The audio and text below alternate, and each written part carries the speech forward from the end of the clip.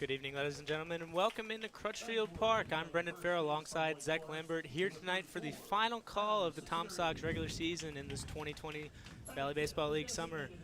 Zach, good to have you. Hope you're ready to go for baseball tonight. We got a good one coming up. Excited to see. What do you got for us tonight? Anything interesting you're looking for out there?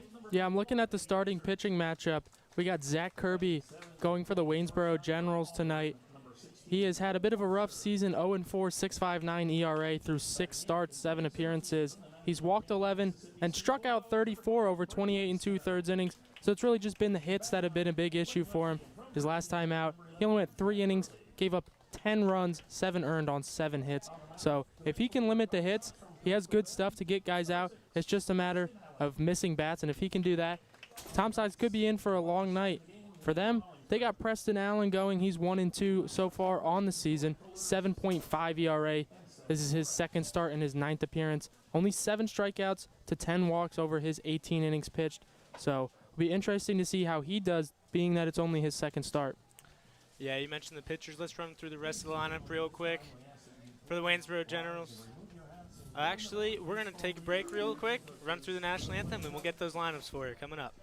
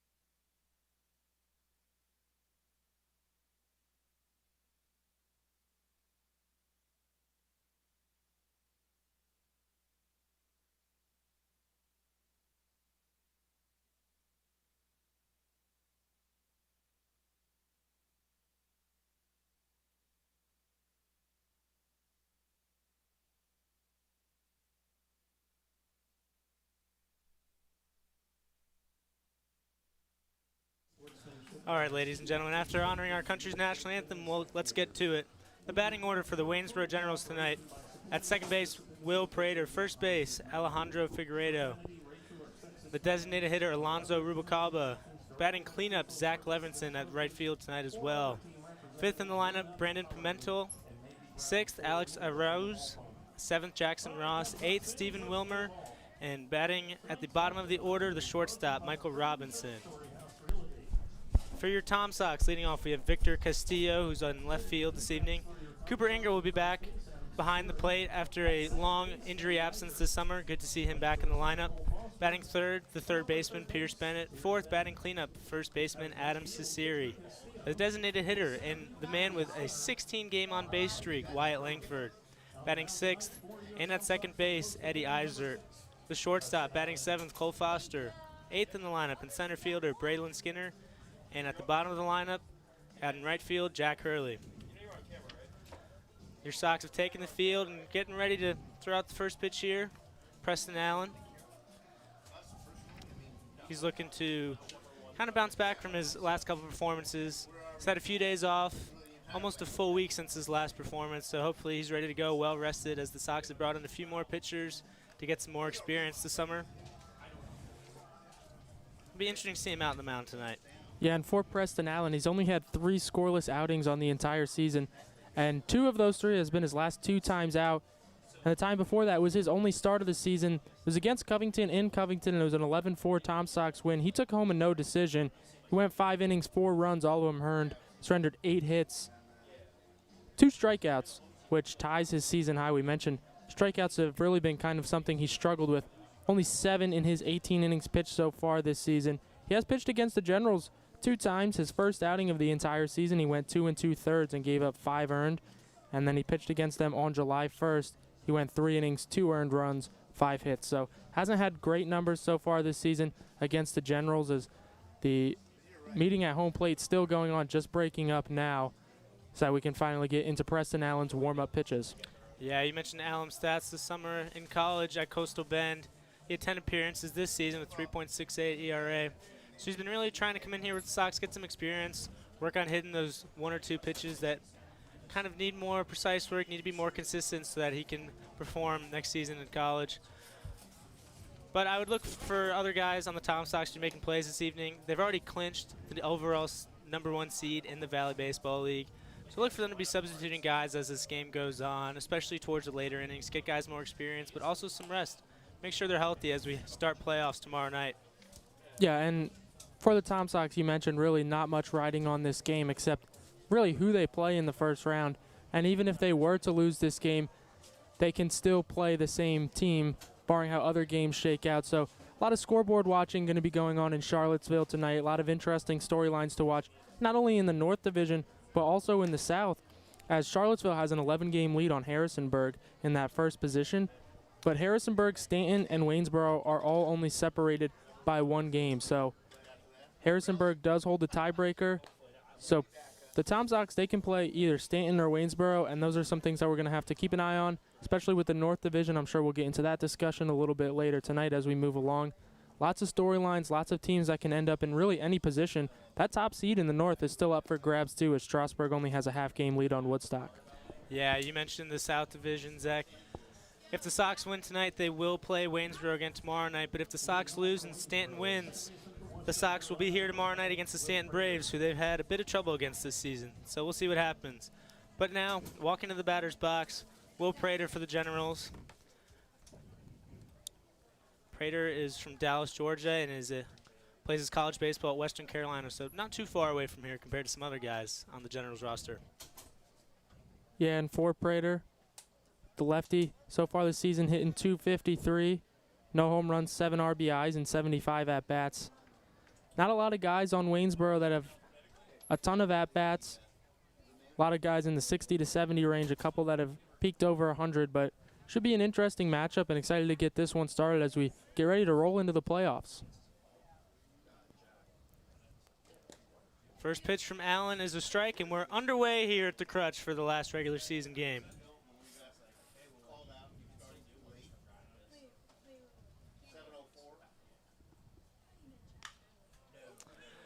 Fly ball from Prater, Skinner's over into left center, makes the catch, and we have 1 out already here in the first. Nice, easy start there for Allen. He'll take that all day long. Yeah, and if you are Preston Allen, someone who struggled basically the entire season, it's nice to see that first out kind of get settled in. Last time out, he only threw 1 inning. It was a perfect inning, though, with 2 strikeouts against the Cardinals on July 19th. So just getting settled in, kind of getting a feel, trying to go through this lineup a couple times. I imagine that the Tom Sox really aren't going to empty out their bullpen in a game that doesn't mean too much for them. So Preston Allen probably has a relatively long leash out there.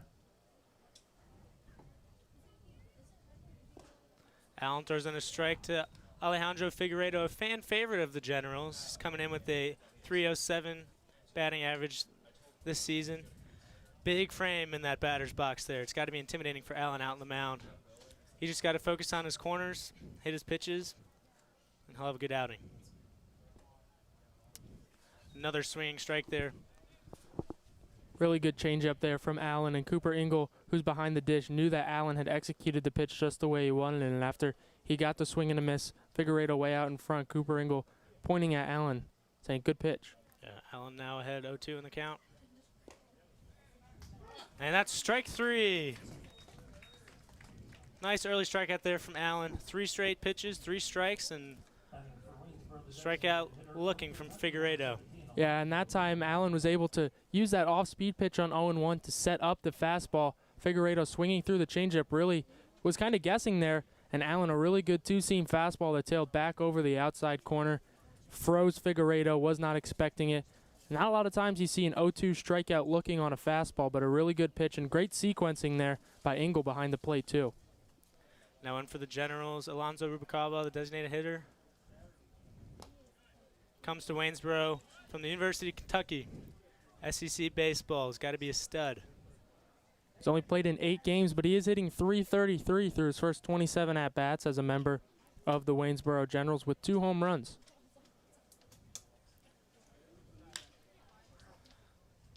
just foul down the left line.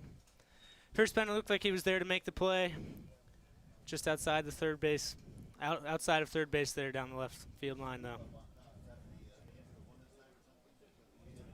Rubicala also has 6 RBIs, drawn 4 walks. No doubles, but does have a triple to his name. 1-1 the count now. Here comes the pitch from Allen.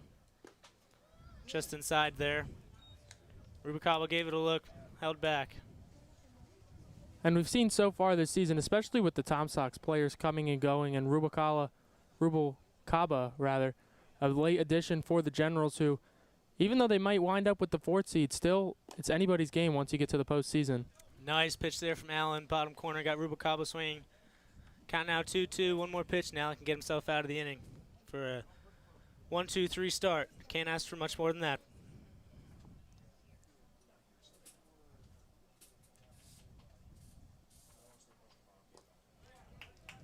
Strike 3 there from Allen. 2 strikeouts in the first inning for him. As Waynesboro goes 1-2-3, and we'll head to the bottom of the first here with your Sox due up. That's Tom Sox TV.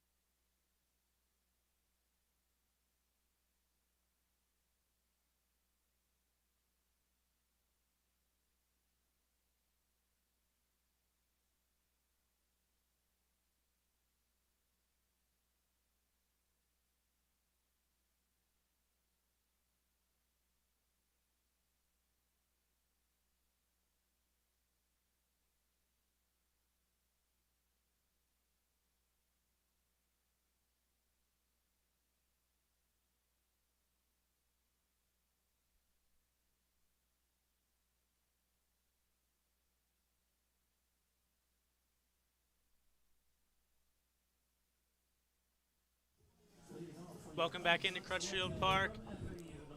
Into the bottom of the first, and due up, we have Victor Castillo playing left field tonight. He's only been with the Tom Sox for a couple weeks after a trade with Covington. He's been batting .375 in that time, but he got off to a nice start in the season with Covington. It's been a great addition to Charlottesville. Overall, he's hitting .321 across both clubs, 3 home runs, 14 RBIs. And for the Tom Sox, he's been one of those great late season pickups to really help with a postseason push. On the mound for the Generals, Zach Kirby starts with the ball there. Comes in from East Tennessee State University, where he had 11 appearances and a 1.95 ERA and 32 innings, so a solid season from him. He just finished his junior year there. That pitch in for a strike, count now 1-1. We mentioned Kirby kind of had an up and down season so far in the Valley League.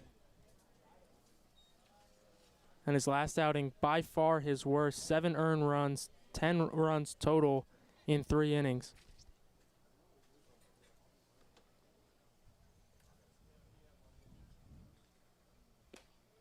Another pitch outside from Kirby, count now 3-1 in Castillo's favor. Kirby's had a few pitches outside there, seems to be trying to find the edge of the strike zone, can't quite get it done. Mentioned how good Castillo has been for the Tom Sox. Just so good. He's hitting .375 through his first 5 games. Yeah, he had a big double the other night in the game 1 of a doubleheader against Front Royal. Really helped him get comfortable here in Charlottesville, helped him fit right in. That's what you need as we head into playoff time. Payoff pitch here from Kirby.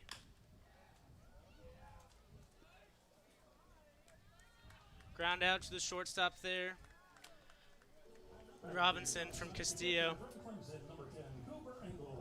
And now Cooper Engel, the catcher, back in after a long injury absence. Started the season in their June 5th opener and has been out. Made his first appearance just a week ago. Happy to be back off the injury list and here playing again. Yeah, this is only his second at-bat since coming back from injury. Another pitch outside from Kirby, 1-0. Engel's coming to the Tom Sox. Graduated from River Bluff High School in Lexington, South Carolina, but goes to Clemson. And as for those of you who don't know, Lexington is very close to Columbia, home of South Carolina, so I'm sure he has some people who thought his decision was controversial, but I know he's enjoying his time at Clemson.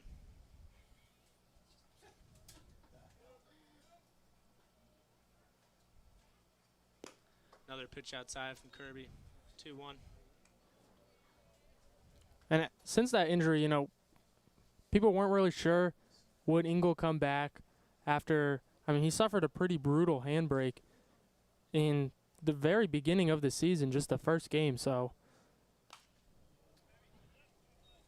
Fouled back and out of play there, counting out 2-2. Yeah, and that's very important for him as a catcher, Zach. Oh, yeah, 100%. And you never know, like, will he come back and be the same batter that he was? So to see him back out there playing at full strength is really great. You know, no matter who you're a fan of, it's awesome to see these kids out there competing, especially after such a bad break at the very beginning of the season. Another pitch outside from Kirby. Another full count for him, but yeah, as you mentioned, they're here to get experience this summer. And I know Engel was disappointed week 1. Yeah, and it's great that he can come back and get that experience, even if it's for the last few games, but he's going to be in there for the playoff push. Well, up the middle from Engel, and that makes its way out to center field through Kirby's legs. And the Sox have a base runner on with 1 out here in the first. And for Engel, that's his first hit of the season, so we were just mentioning how it's so great to see him back on the field. There he picks up his first knock of the entire season. Yeah, it looked like Kirby was shocked to see that one go right between his legs. He was frozen there. Good thing he got out of the way, though. Now in Pierce Bennett. 12 RBIs this season for the Sox. He was the hitter of the night for the Sox in the doubleheader Monday. 4 hits and 6 at-bats. Currently sits at 13th in the Valley League and average at .321. He's also got 7 doubles, a triple, and a home run. Been here since the start for the Sox. Was absent for about a week. Oh, there's a fly ball out to left field. Pimentel's tracking back, and it falls short of the wall. Engel will make his way to third base, and Bennett gets yet another double for the Sox. Big extra base hitter. All season, the Tom Sox have kind of had this jockeying for who's going to have the most doubles. Logan Amos has been up there. He's got 8. We've seen Cole Foster hit a bunch of doubles. He's got 8 on the season as well. Those guys were tied for the team lead.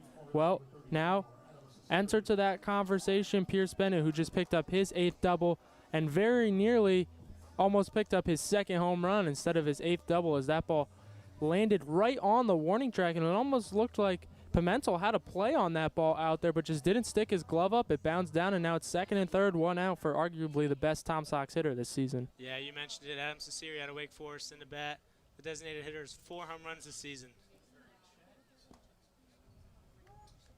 Breaking ball there from Kirby, just catches the top part of the zone. Cecere's got a big frame in there. No surprise to see him with 4 home runs with his power. And he's got a good position now with runners on 2nd and 3rd. Swing and a miss there. Good pitch from Kirby. Has 4 home runs, tying for 5th all-time in Tom Sox history, and he's only at 57 at-bats. Like, this is only his 20th game of the season. He's only played in half the games. I mean, it just shows you how good he's been. Crutchfield Park, pretty big park, pretty tough to hit balls out of, but Cecere, no problem. Yeah, it's pitcher's paradise here at the Crutch. Cecere in, down 0-2 in the count. That ball in the dirt from Kirby. Nice block there from Aruz behind the plate. He's also got 18 RBIs. That puts him in 3rd on the team Like we said, only 19 games before today. So by all accounts, he's been arguably the best pickup midway through the season for the Tom Sox. Trying to drive in his Wake Forest teammate Pierce Bennett from second. Pitch from Kirby. Ground ball to the second baseman. Mishandled though. Steer still manages. Can't quite get there. But Cooper Ingle comes in from third, and the Sox now lead 1-0 with 2 outs here in the bottom of the first. Cesare really doing all he needed to do there. Put the ball in play on the ground or in the air to the outfield. He gets it on the ground. Almost beat it out on what would have been an E4. But a good play over there at second base by Prater to stick with that ball. Gets Cesare at first. For Cesare, he picks up his 19th RBI of the season, and Wyatt Langford comes up with a chance to drive in the second run of the inning.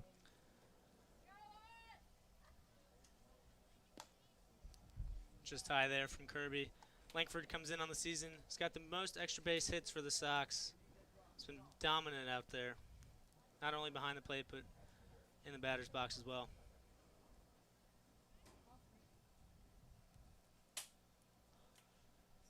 From Kirby. High again. Breaking ball just seems to be a little too high. He's got to bring it down into the zone. Wyatt Langford, by all accounts, has been, if Cesare's not the best player, then it's probably been Wyatt Langford so far this season. An all-star for the Tom Sox. Almost hit for the cycle in a 7-inning doubleheader. He was just a double away from completing it. That one popped up. Left fielder Pimentel's there to make the catch. And that'll be the third out of the inning. But your Tom Sox tack on 1 run to take the lead 1-0 as we head to the top of the second. That's Tom Sox Radio Network.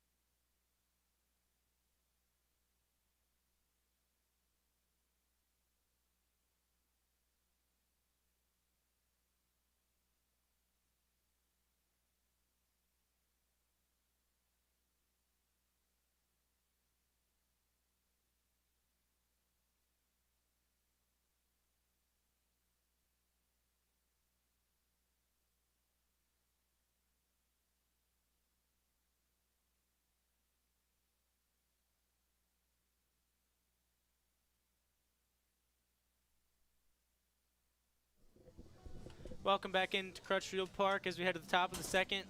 Levinson, Pimentel, and Rouge due up for the Generals here in the inning. Preston Allen, 3 batters face, 3 batters put down last inning. Be heading in here with some confidence. Levinson on the year for the Generals. 7 home runs and a 3.54 ERA. That one fouled. Chopped over by the Generals dugout. Levinson, serious power threat at the plate, tied for 5th in the Valley League with 7 home runs, and was also the home run derby champion at the All-Star game in Harrisonburg. Another swing and a miss from Levinson. Down 0-2 in the count already. Good pitch there from Allen. Very comfortable out on the mound tonight. It was really that second round in the home run derby for Levinson that did it for him. He launched 16 long balls.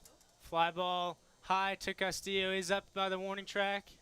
Makes the catch there for the first out of the inning. That ball looks like it could have been gone early, but seemed to just get caught up and go straight up in the air there. Yeah, just got under that one a tad bit. But he's got the power that even if he doesn't square a ball up perfectly, it can go out. Maybe a little bit earlier in the day. As the day goes on, we kind of see the ball not fly as well here through Crutchfield Park. So maybe earlier in the day, that one might have had a little bit more of a chance. Swing and a miss from Brandon Pimentel for the Generals out of Mississippi State, teammate of Sox player Braylon Skinner. Both now new national champions for the Bulldogs. Pitch there from Alan Lowen in the dirt, 1-1. And Parker Stinnett, and I had a chance to talk with them the other day about their time at Mississippi State and winning the championship. And swing and a miss, count 1 and 2. And kind of, how they can bring that same mentality and be leaders on this team, even though they kind of just got here. And both of them really just echoed by being a good teammate. Come in, do what you're supposed to do, and get the job done. Down to Eisert at second base. Easy throw over to Cesari. That's 2 outs in the inning. Eisert didn't have to go too far for that one, but it was a bit of a chopper over to him. Had to make a play. Preston Allen's looked really good so far today. He's had a good changeup working, and he's been able to feed off of that and kind of locate his fastball in different places. There he tried to elevate the fastball, 1 ball and 2 strikes, and he missed his spot a little bit, but still got Pimentel to roll over on that one. Now in for the Generals, Alex Aruz out of Faulkner. That one's back towards Skinner, making the read.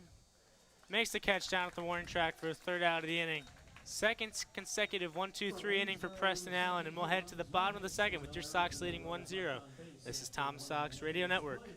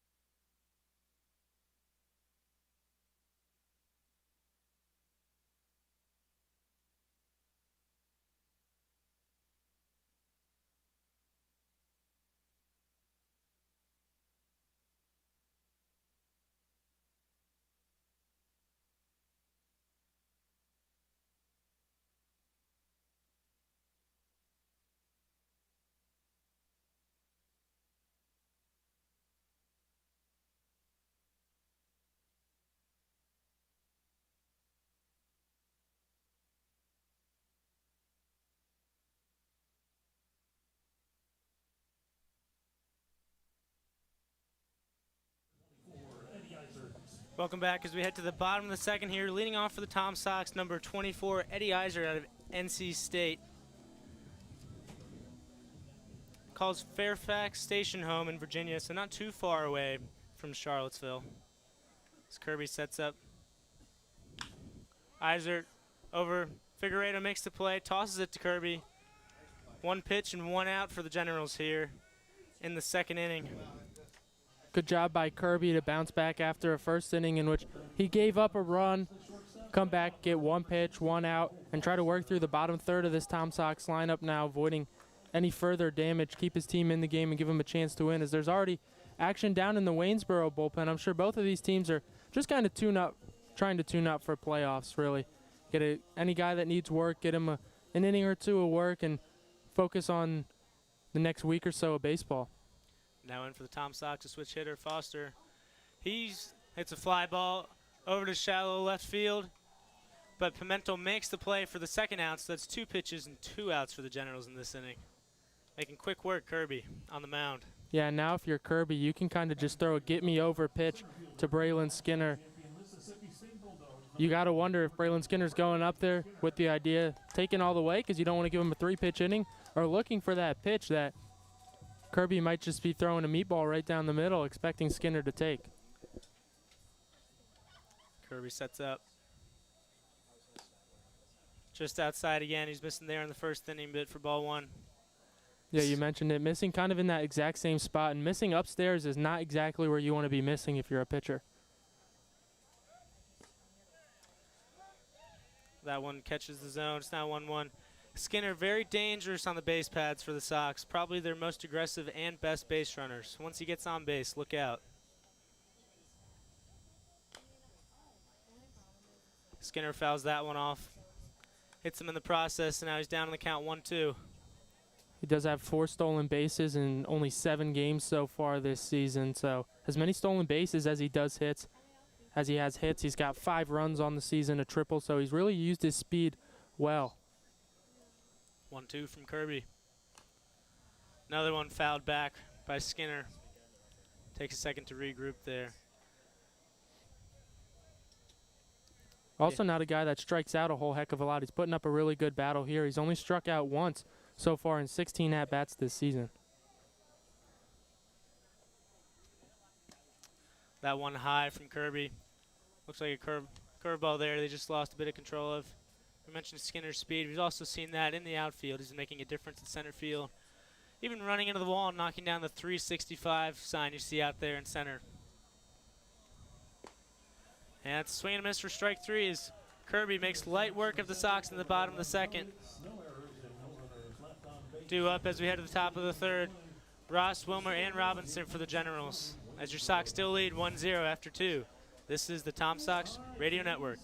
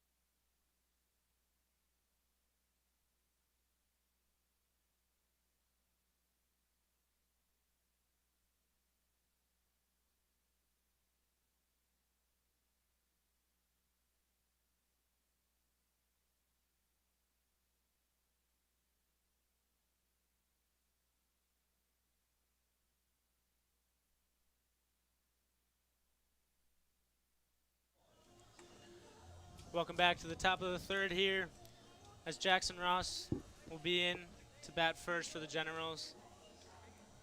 Preston Allen still on the mound after 2 scoreless innings. He's only faced 6 batters. He's off to a hot start there on the mound. A couple of strikeouts as well. Not known for being a strikeout machine, but that'll help calm him down. First pitch here down the middle for strike 1.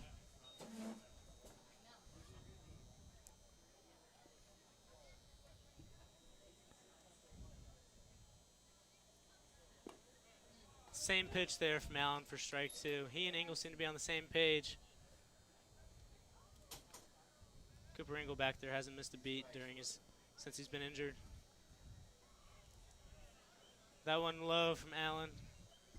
Ingle lets it drift away. Count now 1-2. No worries there from Ingle though, so there's no base runners yet for the Generals. Now the 1-2 from Allen. Hit over to Pierce Bennett at third. He gets it to Cesari for the first out of the inning for the Sox. Pretty routine play there for Pierce Bennett at third base. Good job of just staying down on the ball and making the strong throw across to his collegiate teammate.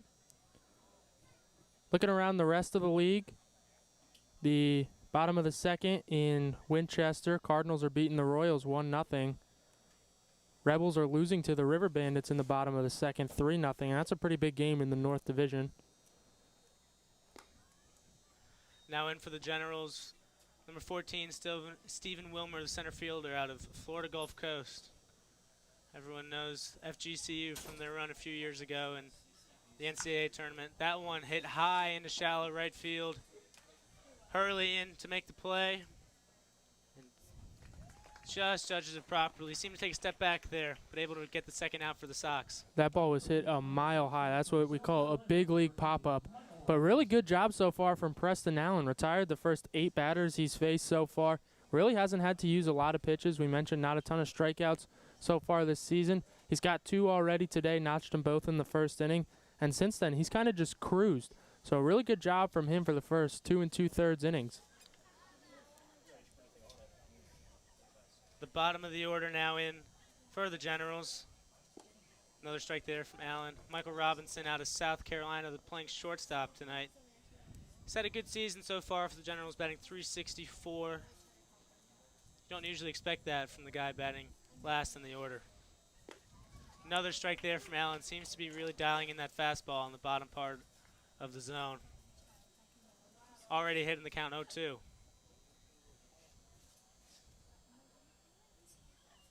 Allen shakes his head, trying to get the sign from Ingle. Here's the pitch.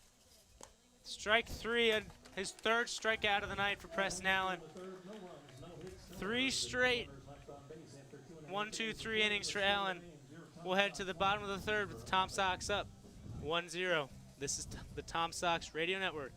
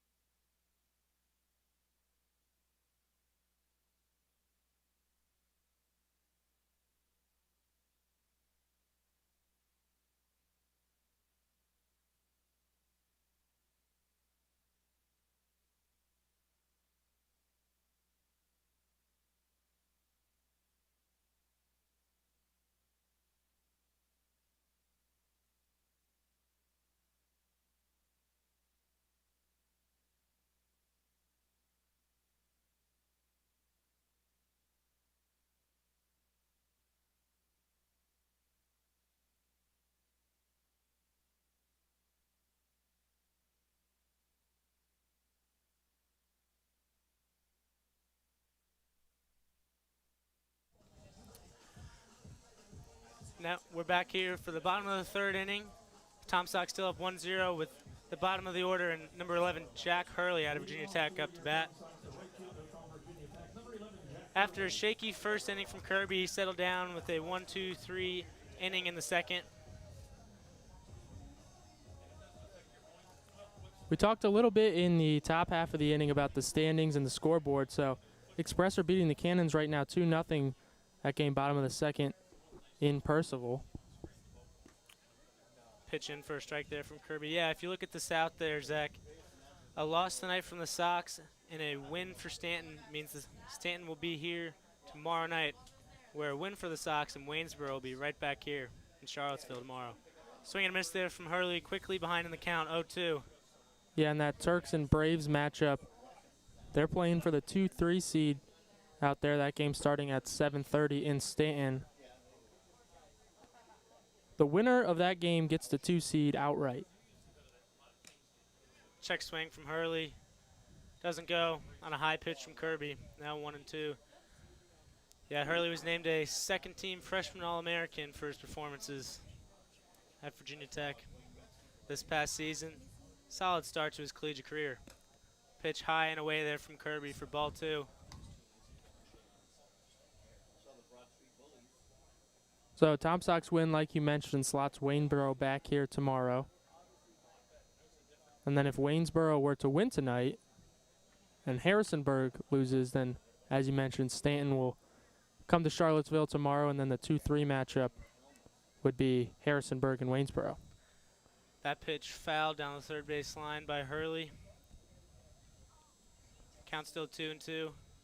As for the North, there's still a lot up for grabs. The 4 spots are all claimed, but the order in which these teams could finish could be really anything. Another pitch fouled back by Hurley there into the parking lot. Hopefully not taking out too many cars. That would be a big issue. Hurley steps in. 2-2 count. Kirby gets the sign. The pitch. Just low. Good eye there from Hurley. And meanwhile, Jack Hurley's working a dazzling at-bat right now. Fouling off some tough 2-strike pitches. Just had a real good take right there on a off-speed pitch that he tried to get him to bite on in the dirt. Payoff pitch here from Kirby. Fouled away again by Hurley. Yeah, like you mentioned, Hurley was down early in this count. Fought back well. Kirby's getting a little frustrated out there on the mound for the Generals. Hurley has really been bitten by the strikeout bug, too. He's got 18 strikeouts and 39 at-bats so far this season. So a really encouraging sign for him to put together an AB like this. And that's ball 4 there. Hurley will take his base, and the leadoff runner is on here in the bottom of the third for the Tom Sox. And that's the type of at-bat that's just going to drive a pitcher crazy. As a batter, you love that kind of at-bat. Foul off tough pitch after tough pitch, and then have a couple of good takes, draw your walk, grab your base, start the inning off with a base runner. If you're a pitcher, you feel like you've executed a couple of really good pitches there that he either fouled off or you didn't get him to bite at. So that one stings a little bit extra, especially since it's a leadoff walk. And the top of the order is coming up now for the Tom Sox. Yeah, like you mentioned, top of the order, Victor Castillo back up after a ground out in the first inning. He sets up to bunt. Down the third baseline, Figueredo makes the play. But he's ruled safe by the umpire. Looked like Figueredo might have got him. An elusive base running there. The umpire there. will call time here. Hurley advances to second. Elusive base running there by Castillo to just straight up avoid the tag of Figueredo. He got out of the way, and now umpires are going to have a little bit of a conference to see if the home plate umpire had a better vantage point of if he tug him or not. Yeah, Zach Cole, the head coach for the Generals, out there to talk to both umpires. Not happy with that call, but they still rule him safe. It looked like the umpire who made the call, the field umpire, didn't have a great view behind Figueredo there. But Castillo able to avoid the tag, keeps running through first base, and now the Sox have runners on first and second with no outs in the bottom of the third. Yeah, a little bit of rally brewing here to start the bottom half of the third inning, trying to get some insurance for Preston Allen, who's been really impressive so far out there. And there's nobody up down in the Tom Sox bullpen right now. Yeah, the Sox are known for scoring lots of runs, and when they get runners on base. Engel, another bunt. He advances. But a great play by Kirby will get Hurley out of third base. Engel advanced to first, and it's now runners on first and second with one out, as Pierce Bennett will step into the batter's box for the Sox. That's just not a good bunt by Cooper Engel. He put that one right back to the mound. But it was a great play off the mound by Kirby. To get off the mound, alertly field the ball, turn, and throw to third. Knew that since it was right back to him and bunted pretty hard, he was going to have a shot at the runner at third. Took the chance, got the lead runner. And for Engel, you just want to move those runners up, get it down either line, and he couldn't do that. And now it's first and second, one out. Pitch in from Kirby. Outside the zone, nice block there by Ruse. keep the runners at their bases. Yeah, 2 batters in a row bunting, bit of a surprise. Especially Engel, a catcher, not known for his bunting abilities. Like we mentioned, it could just be a bit of a tune-up, something that they might need to do in the playoffs. If you're in that situation, late game in a playoff where you need to get the bunt down, what better time to practice than right in the game? Another pitch, low and away from Kirby. Bennett now ahead in the count, 2-0. Bennett earlier had a double. That would be big for the Sox right now. It would at least score Castillo from second with his speed and would move Engel over to third. That one hit in a shallow right, but the play is made by Levinson, and as Castillo tags up from second, and the Sox will have runners on the corners with 2 outs here in the bottom of the third. Good aggressive base running by Castillo there. Yeah, that one was hit only really to medium depth out there in right field, but we mentioned when Castillo was up to bat that he has been one of the most aggressive base runners for the Tom Sox all season, and there he shows off the aggression, takes the chances, risky, especially with 2 outs.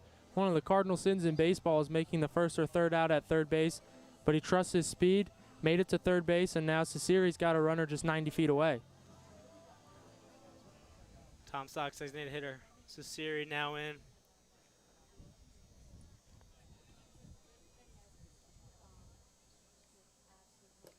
Pitch inside there from Kirby.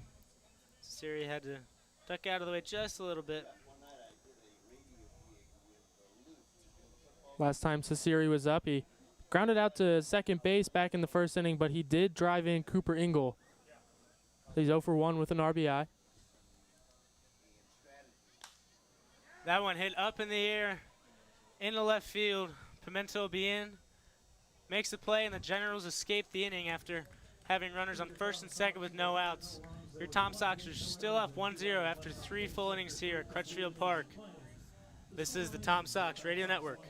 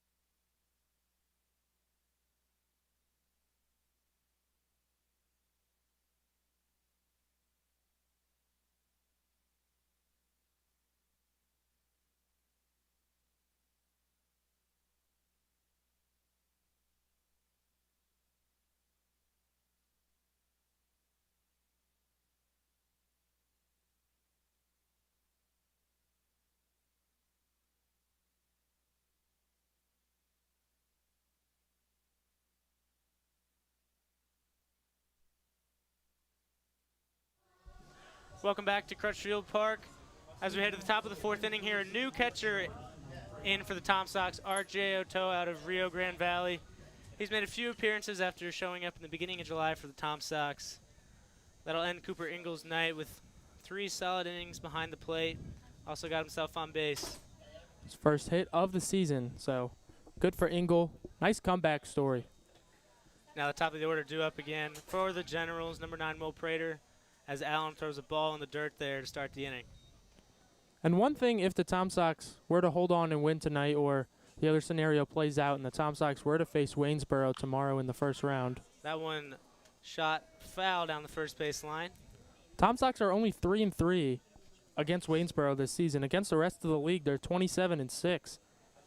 And they've just struggled offensively against Waynesboro, only hitting 195 as a team. That one chopped over to Cesari at first base, and he'll walk easily to get the first out of the 4th here. That's 10 straight batters retired for Allen now. So we mentioned only the 195 against Waynesboro as a team, only 4 runs a game as opposed to 6.8 on the season, which leads the Valley League. The pitching has struggled. Obviously, Preston Allen not so far today, 10 up, 10 down, as they've had a 5.37 ERA and only 7.4 Ks per 9 against Waynesboro. But for the entire season, they've got a 3.79 ERA, which leads the league, and usually 10.4 Ks per 9. Figueredo in here for the Generals. Struck out looking back in the first baseman tonight out of Florida Gulf Coast. Opponents only hit 220 against the Tom Sox, best in the league. Waynesboro, though, 264. So it would be an interesting 1-4 matchup first round to see these two squads together. That one sent right back up the middle. Foster dives, tries to make the play, but Figueredo will get on base, and that'll be the first hit of the night given up by Allen. Yeah, and the first base runner for Waynesboro as well. So there goes the perfect game with 1 out in the 4th inning and the no-hitter. And if you're Preston Allen, now you just got to keep this lead intact. You got the heart of the order coming up with a base runner, and it's only a 1-0 game. And there is no action in the bullpen still. We mentioned at the beginning, might want to let Preston Allen ride a little bit just because you got the playoffs coming up, so not sure you want to tax the bullpen. Now in Rubalcaba. Allen only has 32 pitches through 3 innings, so. Oh, that one a wild pitch there from Allen. Seemed to hold on to that one a bit too long. Gets past Ochoa and Figueredo advanced to second. But you mentioned, Zach, no one in the bullpen for the Sox. Allen not too high in a pitch count, though. So he'll be able to go a few more innings potentially if he can get out of this one with Figueredo on second base. And for Allen, this is the first time he's had to pitch from the stretch so far today, too. We mentioned being that he went 10 up, 10 down, he's been able to throw exclusively from the windup. The 1-0 here. Just catches the inside corner. Good pitch there. Didn't look like Rubalcaba was too thrilled with that call. Now that slider kind of backed up on him, but a good job by Ochoa of getting inside that pitch and presenting it over the inside corner to the umpire. Allen looking into Ochoa. The 1-1 here. Time called by Rubalcaba. Figueredo dancing a little bit out at second base. Don't think he's much of a speed threat for the Generals, though. Just trying to get in Allen's head a little bit. But Izert at second base will step over just in case Allen wants to throw back. Figueredo only 1 stolen base in 36 games, so yeah. That one sent in between Bennett and Foster. Rubalcaba will get on first base. And the tying run is now at third for the Generals here on the top of the 4th. And after retiring the first 10 batters he faced, now back-to-back singles. That one a pretty good pitch by Allen as Rubalcaba got it off the end of the bat and broke his bat as he sent it out into left field. And it wasn't hit extremely hard either, so just not a good jump from second base by Figueredo to be able to go home on the strong arm out there and left of Castillo. Yeah, that hit barely able to split the third baseman shortstop for the Sox. Found the hole in the infield. But now Zach Levinson. Now this sends this one back up the middle of the center field, and Figueredo will score to tie the game at 1 apiece. Levinson will advance to first, Rubalcaba to second, and now runners on first and second for the Generals with only 1 out here in the 4th. You have to wonder how much pitching from the stretch has kind of affected Preston Allen so far today, as after really cruising through the first 3 innings, has now run into some trouble. 3 straight batters reaching base via a single. Still first and second with only 1 out and a chance for Waynesboro to not only take the lead but do some serious damage. Brandon Pimentel now in here. Grounded out to Izert, the second baseman, back in the second. That one in, catches the outside corner. Looks like there is action now down in the Tom Sox bullpen as I think Jake Haney is up and loosening.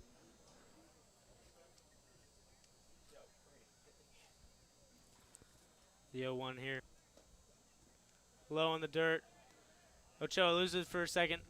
Gets his bearings. Keeps the runners where they are. Really good job by Ochoa there, and something that's kind of underrated. If that ball squirts past him, it ruins the chance of a double play.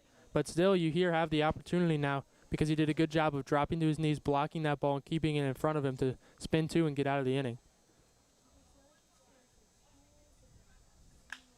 That one's sent over to first base. Sasiri throws it to Foster.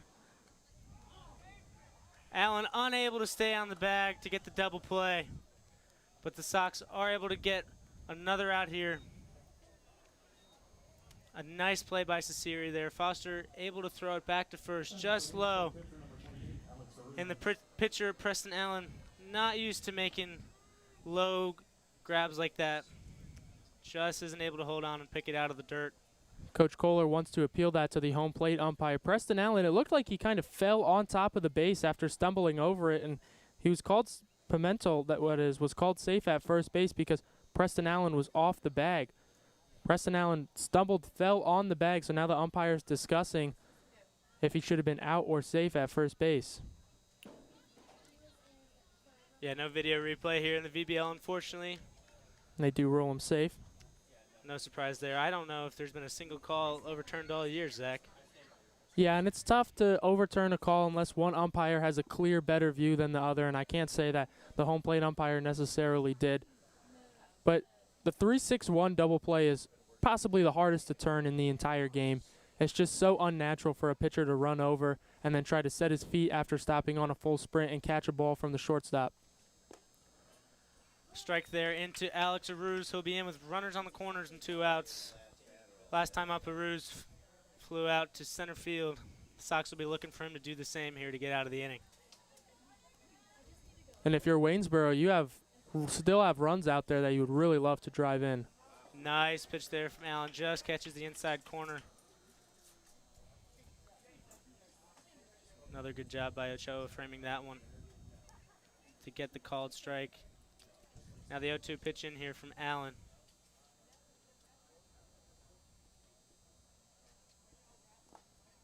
That one in the dirt again. Allen's missing a couple here this inning low and in the dirt. Another great stop by Ochoa. That one arguably even harder because it was the fastball. And as a catcher behind the plate, the fastball is probably the last pitch that you're expecting to block because it's the easiest to locate. And it comes in the quickest, so you have to recognize it faster than other pitches, and you're really not expecting it to be there. That one sent over to Foster at short, bobbles it, throws it over to Sasiri, still gets the playoff, and that'll be the 3rd out of the inning as your Sox escape only giving up 1 run here in the top of the 4th. We'll head to the bottom of the 4th with Wyatt Langford due up for the Sox. This is the Tom Sox Radio Network.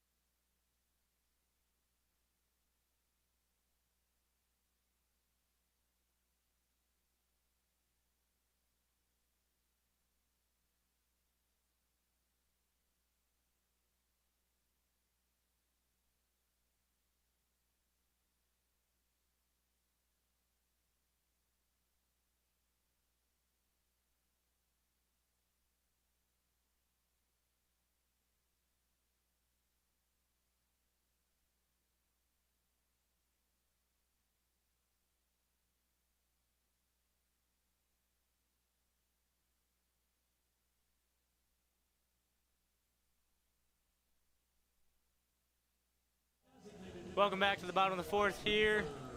Wyatt Langford of the Florida Gators due up to lead off the inning for the Sox. His last time up, he flew out to left field. Be hoping to get on base to lead off the inning. Kirby with the pitch here. Nice breaking ball there for strike one.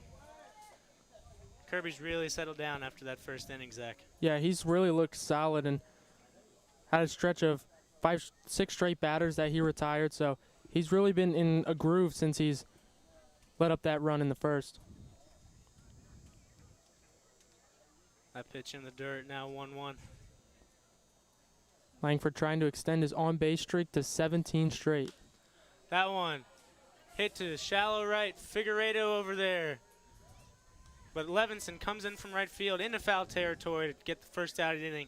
That one just kept drifting over and over and over, as they usually do here at the Crutch, off to right field. Now up to bat, the lefty, graduate of Bishop O'Connell in Northern Virginia, number 24, Eddie Eisert. Came to the Tom Sox late this year after going to Omaha with NC State and their controversial end to the season. Kirby in with the pitch. Eisert chops this one to the shortstop.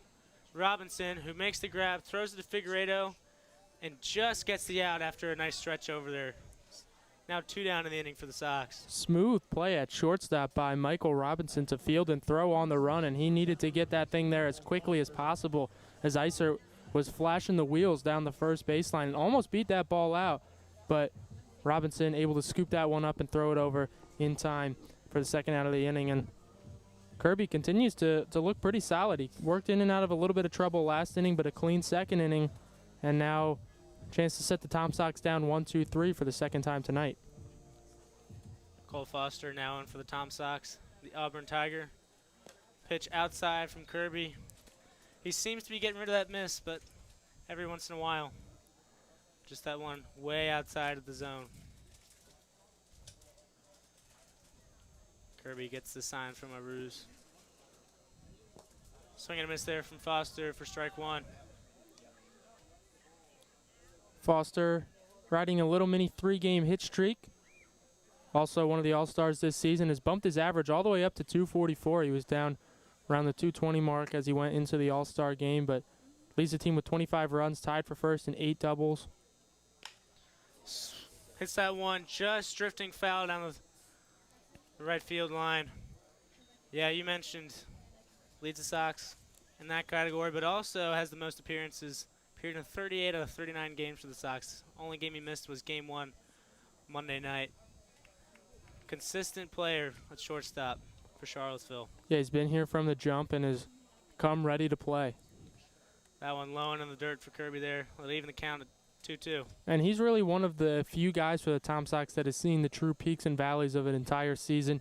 He saw the team get hot, get cold for a couple of games, get hot again, and he's seen himself go through slumps from time to time, but back in hitting the ball well as Tom Sox get ready to head into the postseason tomorrow. 2-2 pitch here from Kirby. Outside, high and away for ball 3. Another full count. It's the 4th of the night from Kirby. He's had some long at-bats. If Foster can get on, Skinner waits on deck, so trying to extend the inning to bring up the national champion. Kirby gets the signal, winds up. Foster sends that one back. Misplayed by Robinson there at shortstop, and Foster will get on base.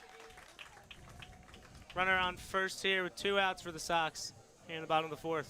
Yeah, that one just kind of ate up Robinson over at shortstop. He kind of went back on the ball. It looked like it was hit harder off the bat than it actually was.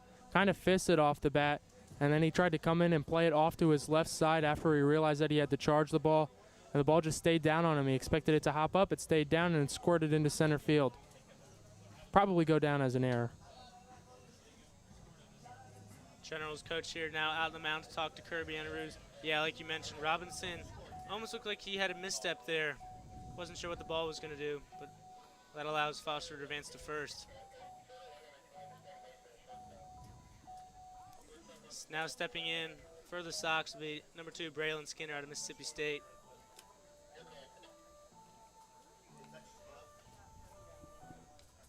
So meeting on the mound before Skinner comes up, and still not sure if the ruling on that one hit or error, but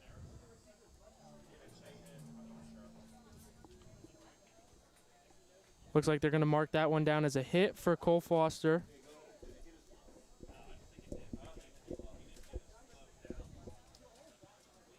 Just a quick conference out on the mound.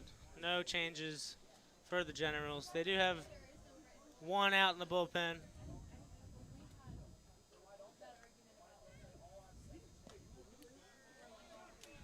That pitch is in for a strike from Kirby. Skinner struck out swinging his first time up after putting up a pretty good fight, but ultimately went down on strikes.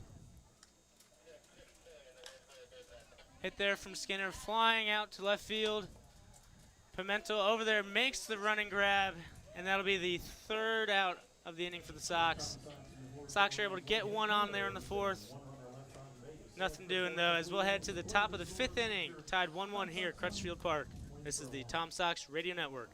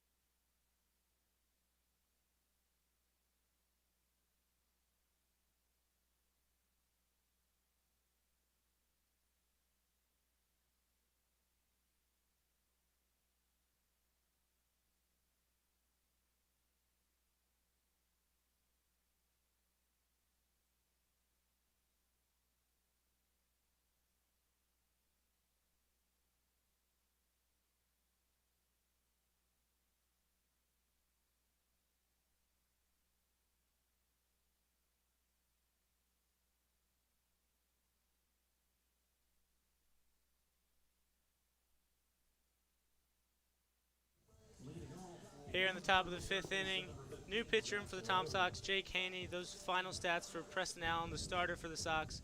4 innings pitched, 3 hits, 1 run, and 3 strikeouts. So a solid 4 innings from him tonight. Haney, the Charlottesville native, will be on the mound here for the 5th inning for the Sox. This is his 8th appearance of the season. He started 6 of those games. He's pitched to the tune of a 4.82 ERA with an 0-1 record. He's walked 10 and he struck out 21. His first pitch here will be low and away. Haney pitched against Waynesboro about a week and a half ago. He was a starter and gave up 3 runs in the first inning, was not able to get out of it, only able to get 2 outs. Yeah, he struggled. He went 2/3 of an inning, 6 runs, all of them earned as the pitch missed for a ball, 2-0. 4 hits. And he's done all of his season stats over the course of 18 2/3 innings, which put his career total at 51 2/3 and place him 5th all-time on the Tom Sox leaderboard in innings pitched. Yeah, but he has an advantage over most guys, as this is his 2nd season with the Tom Sox after being here for the championship year in 2019.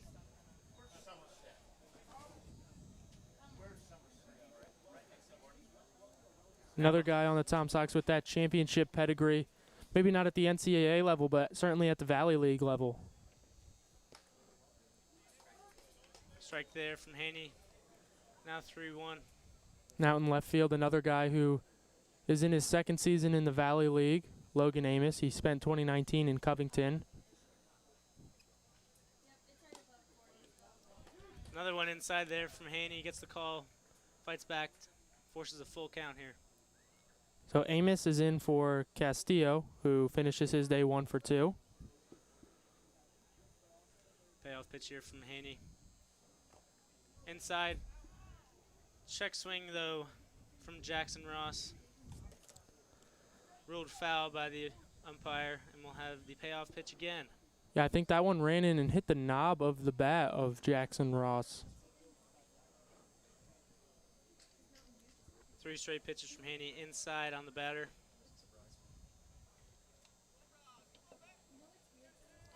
But like you mentioned, Amos out in left field. Not a surprise, as the Sox are going to rotate guys tonight. That one low and in the dirt for ball 4 from Haney, and he walks the first batter he faces here in the top of the 5th inning.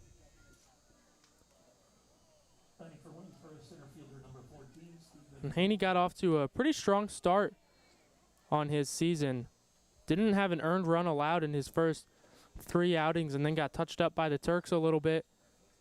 Came back and had a solid 4 shutout innings of hitless ball against those same Turks about a week later, but then followed that up with the bad outing against the Generals. That one in. 4 strike there from Haney. Wilmer last time up, fly out to right fielder Jack Hurley. The 0-1 here from Haney. Low and in the dirt again. And talking a little bit about Preston Allen, this was probably one of his most complete outings of the entire season as far as quality of pitches go, strikeouts go, working into the game. This being his second longest outing of the season. He went 5 innings against Covington in his other start, but he gave up 4 runs that game. This time he gets through 4 innings, only giving up 1 run, and had a really solid first 3 innings. Retired the first 10 batters he faced before ran into a little bit of trouble. Haney throws back to first to intimidate Jackson Ross, but nothing doing. Yeah, like you mentioned, Allen had a good performance tonight. That's what Jeff Burton expected out of him when he recruited him here to Charlottesville this summer out of ETSU in Johnson City, Tennessee. That one high there from Haney for another ball, 2-1. But that's what you would need to see out of Allen heading into playoffs. Get some confidence, get some momentum going in the right direction. The Sox are going to need all the guys on their pitching staff if they want to get another VBL title. 2-1 here from Haney. Gets the signal from Ochoa. That one just outside. And for Haney, his last outing against the Cardinals was the only outing for him on the entire season in which he did not walk a batter. And already into this one, without even recording an out, he's already walked a batter. So walks have been a bit of an issue. Not so much a ton of them, but just consistently walking guys. Strike there makes it his second consecutive 3-2 count from Haney. Yeah, you said 10 walks on the season in 7 appearances. Not great, especially if those runs come back to bite you. The payoff pitch here from Haney. Down and away, and Wilmer will take his base as the Generals now have runners on first and second with no outs here in the 5th. Haney really not happy about that call. Had visible frustration and then had words with the home plate umpire, now taking a long stroll around the mound. He thought that one was on the outside corner for strike 3. And that's a big call right there, because instead of 1 out and a runner on first, now you got nobody outs, runners on first and second for Robinson with the top of the order looming on deck. So Haney in a bit of hot water here in the top of the 5th inning in a tie ball game. Haney will try to regroup as the bottom of the order for the Generals, Michael Robinson, is in. Time called as a stray ball from the Waynesboro bullpen all the way out in left field comes back behind home plate. I think Christian Worley might be up and throwing for the Tom Sox right now. Robinson sets up to bunt, gets past Ochoa, and the runners are advanced to second and third here. And you can see the frustration from Haney. Ochoa's heading out to have a word with them. Yeah, he just does not quite have his best stuff right now. 2 walks, and that pitch really nowhere close. Ochoa really didn't have an opportunity to block that ball. That one was all the way in the left-handed batter's box, and Ochoa did his best to get his body in front of it, but could not, and now he has a chat with Haney as 2 runners in scoring position with nobody out. Not a great start to the outing. Haney will start his routine again, coming off the mound. Taking a breath to reset, refocus here. As runners on second and third with no outs, not the situation he wanted to start with as he comes in for relief. The 1-0 pitch into Robinson here.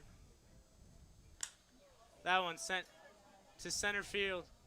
Skinner will make the play and throws it in as Ross tags in and scores to make it 2-1 in favor of the Generals here in the 5th inning. Wilmer stays at second as Skinner was thrown over to third to try and get the runner out. Heads up play by Braylon Skinner out there in center field. Knows he really had no shot at throwing Jackson Ross out at the plate. So instead of trying to be the hero and making that throw all the way from deep center field to home plate, makes the smart play, throws it to his cutoff man, Cole Foster, and holds Wilmer at second base. As usually happens, a leadoff walk comes in and scores. Sox are now down 2-1. And the top of the order up here for the Generals, Will Prater, who's yet to get on base this evening. Nice pitch there from Haney. That's what we need to see out of him.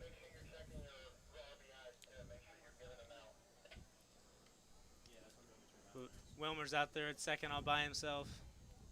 Prater 0 for 2 so far today. Trying to get his first knock and pick up an RBI, extend the lead 3-1. Haney gets the call from Ochoa. Sets up here from the stretch. Just outside. That's the pitch he's been hoping to get all evening, and umpire just hasn't been giving it to him. Now 1-1. Yeah, we saw Kirby missing out there outside earlier today, and Haney clearly just not having it so far today.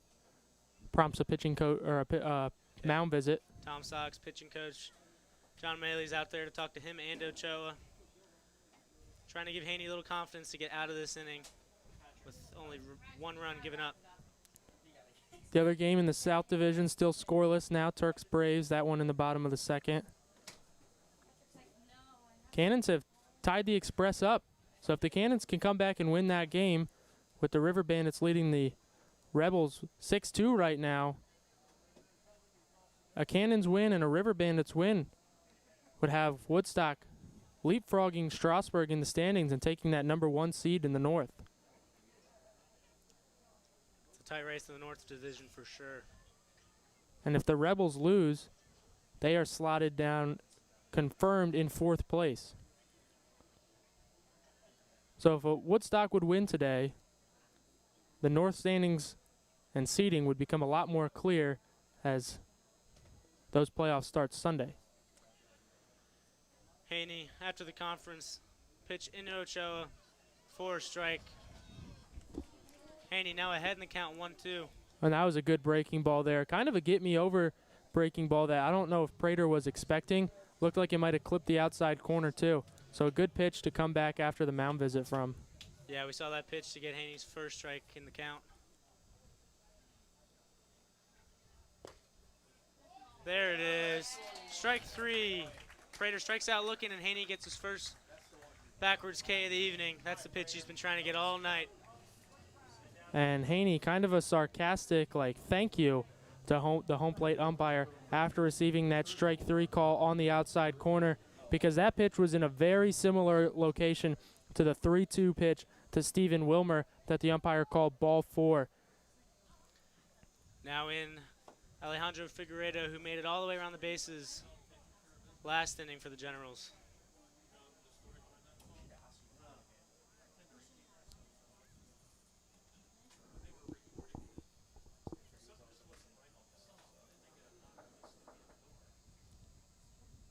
That one bit high there from Haney. Keeps looking back, staring down Wilmer, who has a big lead off second base, as neither Iser or Foster are close to the bag to try and pick him off.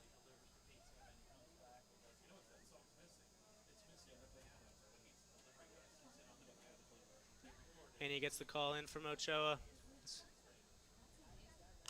That one popped up over down first base in foul territory, and Cesiri runs over to makes the grab. Jake Haney comes on, gives up a run in the top of the fifth as the Sox are now down to the Generals 2-1 as we head to the bottom of the fifth inning.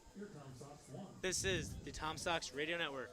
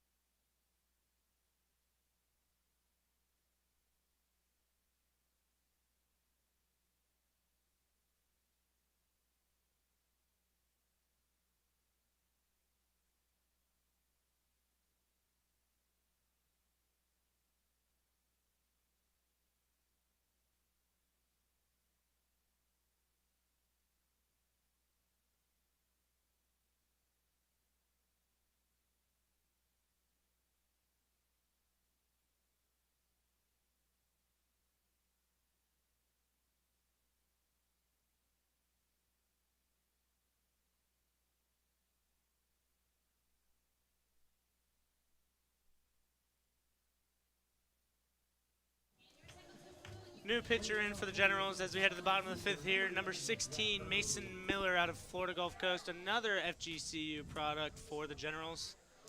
Zach Kirby's night is done after giving up one earned run on only 4 hits and a single strikeout and walk. Did a good job limiting the Sox batters who have been dominant all year. Yeah, and unfortunately for Kirby, not in the position to pick up the win because he didn't go 5 innings, but really settled in after that first inning.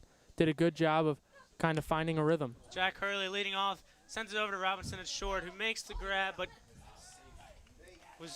his momentum took him away from the infield, and Hurley was able to beat it out for an infield hit there. Yeah, with Hurley's speed, that ball was just hit kind of in a position and at a speed that there was really no chance for Robinson to get Hurley over at first base. So a leadoff single, an infield single, and for Mason Miller, this is his 12th appearance of the season. He's 3-1, but does have a 7.28 ERA through 21 innings. He's fanned 26 batters and walked 11 of them. Now in, as he subbed in at left field for Victor Castillo last inning, Logan Amos out of VCU. Been a solid batter for the Sox this season. That pitch from Miller catches the outside part of the zone. Amos batting .312 on the year with the Sox with 16 RBIs. So he'll be looking for a big extra base hit to hopefully get Hurley around. That one thrown back from Miller, but Hurley dives, avoids the tag from Figueiredo, and gets back at first. Amos, another guy that tied for the team lead with 8 doubles on the season. He's also tied the franchise record in hit by pitches with 9. That one fouled out of play by Amos. Now pitching for Waynesboro from Western Carolina, number 32, Cole Beverly.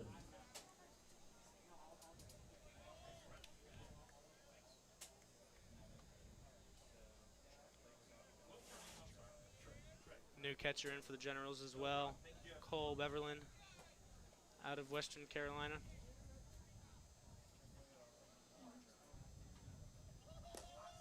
That one low. Good eye from Amos there.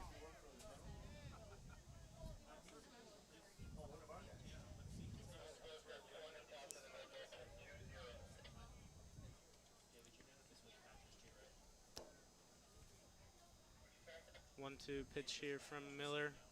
Hurley has a nice lead off at first. Just catches the outside corner. Amos struck out looking there. One away for the Sox here. as Ochoa, who didn't start the game at catcher, but came in the 4th inning for Engel, is in here to get his first at bat of the night. And that was a very pretty pitch from Mason Miller, a curveball that kind of floated in there and found the outside corner, froze Amos. Good job of executing his pitches, hitting a good spot, because if that ball's left over the middle of the plate, Amos probably would have given that one a ride to right field.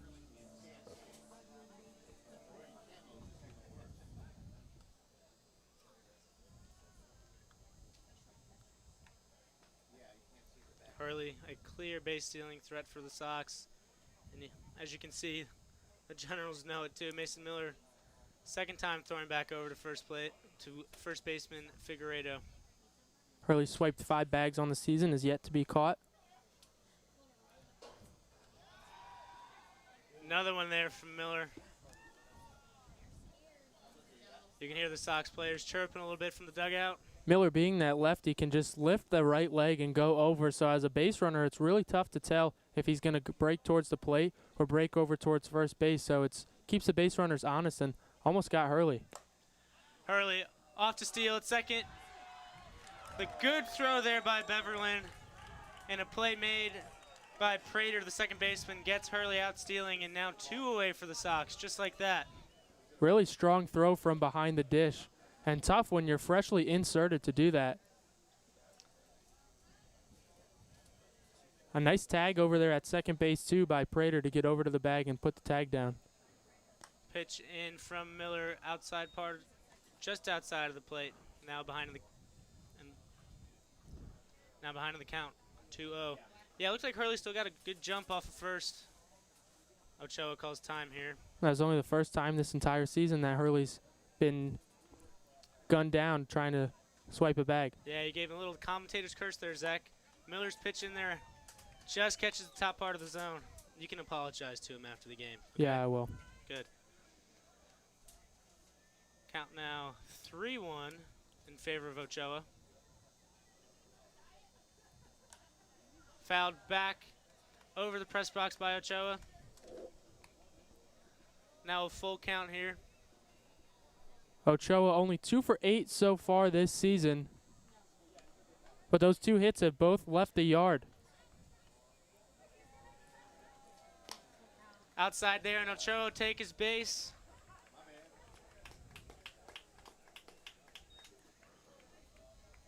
Strong at bat from R.J. Ochoa, fouling off some 2-strike pitches and drawing a walk to extend the inning and bring up Pierce Bennett.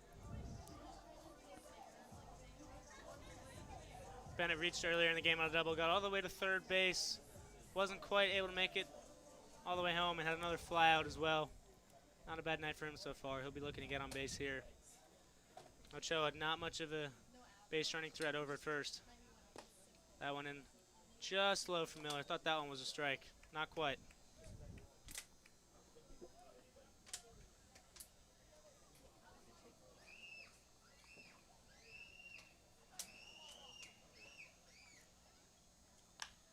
That one popped high, just in the shallow center field. Robinson, the shortstop, calls everyone off and makes the play there. As your Tom Sox, 4 batters in that inning, 1 left on base. As we head to the top of the 6th inning with your Tom Sox down 2-1 to the Generals. This is the Tom Sox Radio Network.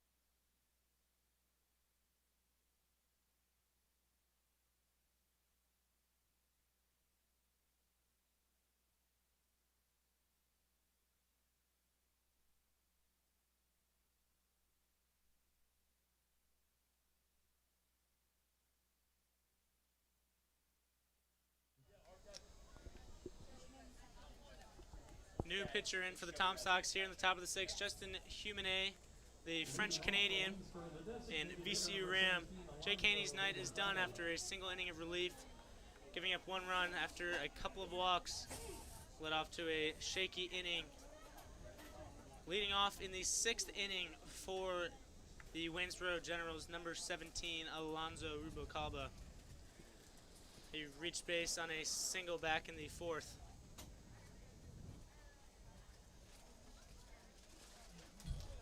That one low and in the dirt. Ochoa lets it go past. Count now 1-0. Humanet's only pitched 1 time this season. He went 2 innings, gave up 1 hit, no runs, walked a batter, but struck out 3 and was credited with the win in his sole outing as a Tom Sox. Late addition to the Sox roster. That one in for a strike. Sox needed a few more pitchers after guys like Trace Bright and Alex Ayala left after just a few weeks with the Sox, reached their pitch limit that their college coaches had set for them. Humanet looks into Ochoa here. That one inside, almost gets Rubalcaba, but will go for a ball.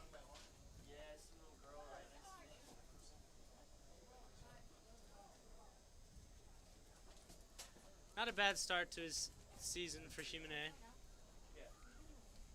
Like you mentioned, making his first appearance the other night. Shaky first inning, but came back in the second. That one in for a strike there to make it a 2-2 count.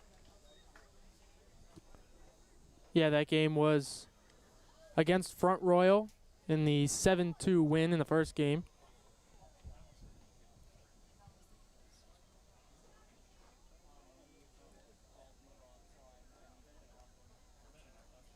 Two pitch here.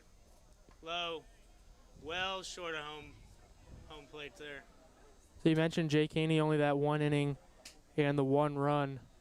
He can lose this game, but he cannot win it as the Tom Sox trail at 2-1. Humanet looks into Ochoa on the payoff pitch here.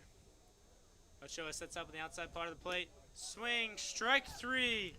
And that'll be Humanet's first strikeout of the night. 1 batter faced, 1 strikeout. He flashed good strikeout stuff against Front Royal on Monday when he had 3 strikeouts in those 2 innings and continues to show off some stellar stuff. 1 batter, 1 strikeout. Levinson in here for the Generals. Like you mentioned, showed his speed and his strikeout ability on Monday, but I would think that also has to do with coming in late, having a bit more time off since the season ended for VCU, coming in fresh for the Sox in this late season run. That one inside there, check swing from Levinson for ball 1. And one thing I've noticed from him is he has pretty good life on his fastball. It really looks like it comes out of his hand well. It kind of jumps on the batters, specifically at the end. 1-0 pitch here from Humanet. That one sent in between Bennett and Foster out to Amos in left field. And the Generals will have a runner on with 1 out here in the top of the 6th. Breaking ball that kind of hung on Humanet a little bit. Good job of hitting there by Zach Levinson to pick up his 2nd knock of the day. Yeah, had to adjust after that first pitch fastball from Humanet. Now in for the Generals, Brandon Pimentel reached on a fielder's choice back in the 4th inning. He'll be looking to move Pimentel over to into scoring position for Waynesboro. That one low in the dirt from Humanet for ball 1.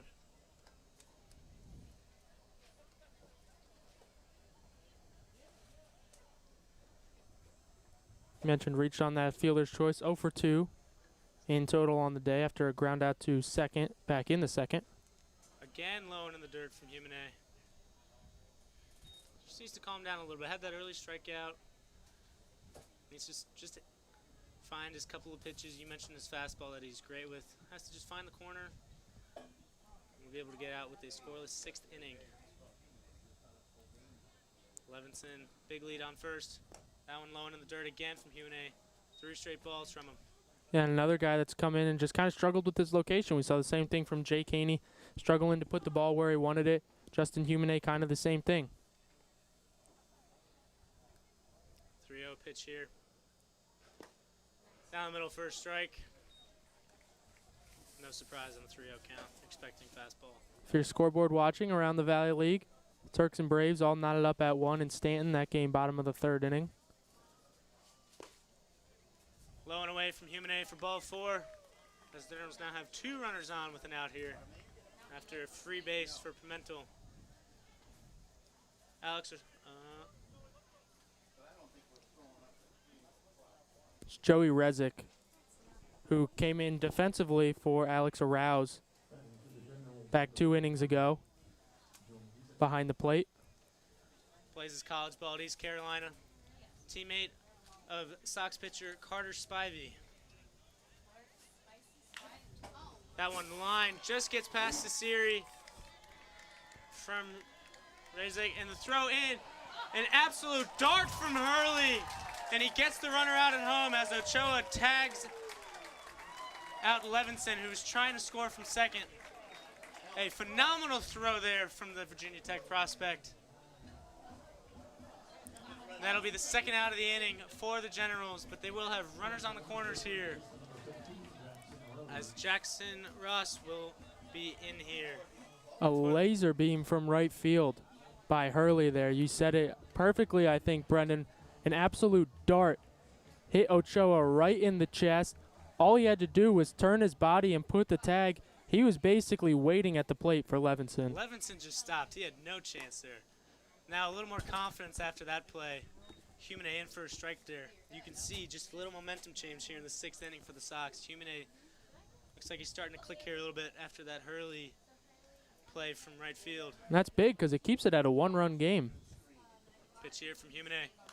That one fouled back and away quickly. 0-2 in Humane's favor. Being that it's a 1-run game, with the power that some of these Tom Sox players have, the tying run is always at the plate. So one swing of the bat and it can knock this game right back up.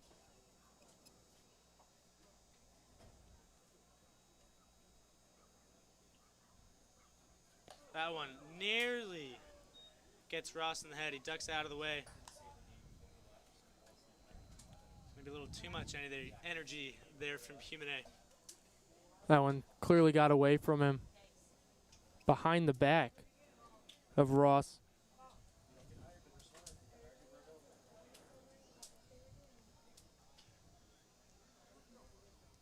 Ross steps out, calls time. And now Ochoa will be out to meet Humane for the second conference of the night for the Sox. Ross 0 for 1 so far today. Bounced out to third in the third. Walked his last time up in the 5th and came around to score. He was the first batter to face Jake Haney. If Humane is able to get out of this one, that would be huge for the Sox. Like you said, keeps it a run-one game. But also, with the Ross hit, the Generals would have two runners on base again, with Stephen Wilmer up to bat after he got on and advanced the second last inning.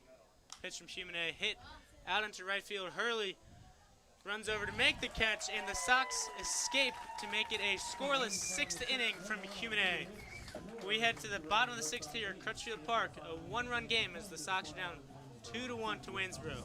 This is the Tom Sox Radio Network.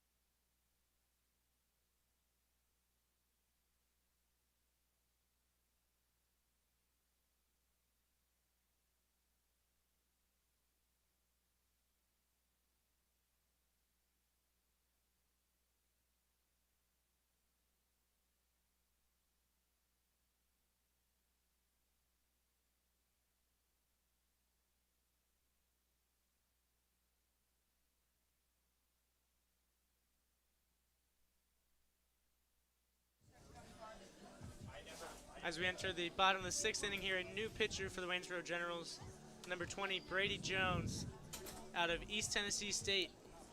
Same as the Generals starter tonight, Zach Kirby. Jones also played his college baseball at Georgia Southern before East Tennessee, and before that at Andrew College, at D2 JUCO. So he's been all over the place. As for Mason Miller, he goes 1 inning, strikes out 1, walks 1, gives up 1 hit, no runs. He can win it, he cannot lose it. And Brady Jones, you mentioned, he comes in.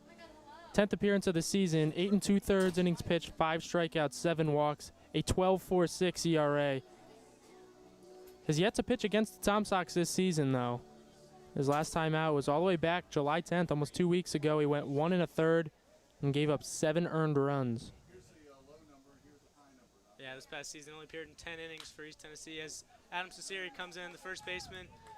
Grounder to Robinson, who throws it to Figueredo at first to get the first out of the inning. Looks like Garrett Spikes is going to be pinch hitting here for Wyatt Langford. So Langford's on-base streak ends at 16 games as he goes 0 for 2. And Garrett Spikes comes in now. Spikes just under 300 batting average for the Sox this year. He's got 24 RBIs, so big run threat. Unfortunately, no one on the bases for him as he pinch hits. Jones looks in, throws a pitch, high and away for ball 1.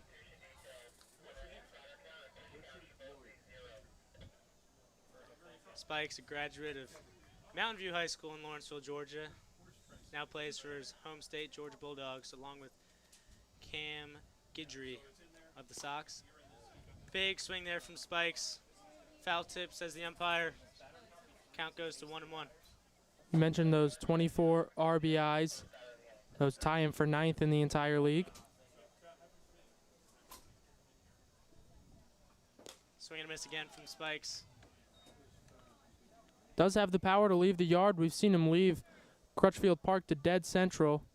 He's got 3 home runs on the season.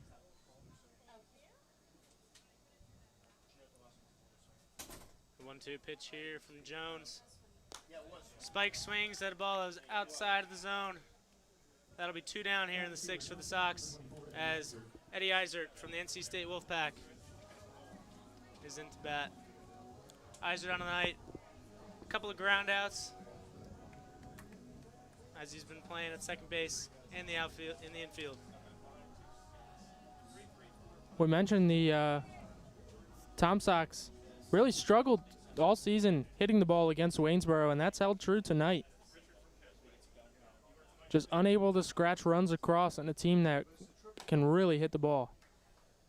Yeah, their last matchup just this Wednesday in Waynesboro was a 3-2 win for the Sox, so low-scoring affair. But the 2 games before that, a 9-0 Waynesboro win and a 7-4 win at home for the Sox on the 4th of July. That pitch inside, but catches the inside part of the zone, says the home plate umpire. Now 1-1. Eisert was a late addition to the Sox this year after his college team made it out to the World Series, but he's now splitting time with Zach Lemus at second base. That one hit, and he goes into left field, and Eisert will make his way to second base as Pimentel will throw into the cutoff man, the shortstop Robinson. And the Sox have a 2-out double from Eisert here in the 6th inning as Cole Foster, the shortstop, will be into bat. Eisert was thinking about 3 out of the box. He really went into second hard, made a hard turn around second base, but being that it was hit down the left field line, held up at second for his second double of the season and puts a runner in scoring position, and 2 outs for Cole Foster, who's already 1 for 2 today. Extended his mini hitting streak. Back in the 4th inning, it's now at 4 games, and his on-base streak is at 6. Good opposite field hit there from Eisert. As you mentioned, Foster got hit earlier in the game, just a single. But anytime you can get on base is a plus. Jones looks back to see Eisert. Looks in to Rezick. Swing and a miss there from Foster for strike 1. Foster yet to leave the yard this season, but does have those 8 doubles. Almost put one out against Front Royal in the against the Cardinals in the second half of the doubleheader. And off the bat, I think he thought it was out, and it hit off one of the advertisement signs out in right center field at the deepest part of the ballpark. Swing and a miss again from Foster. Yeah, you mentioned that long double. I thought that was out as soon as it was off the bat.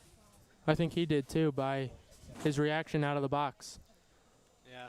He even gave first base coach Seth Dvorak a high five as he rounded first base.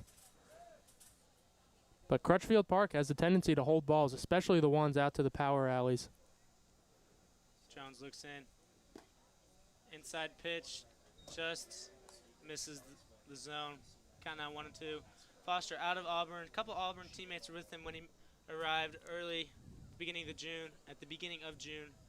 Pitchers Trace Bright and Will Morrison, who have since left the team and have gone back to school for the rest of the summer.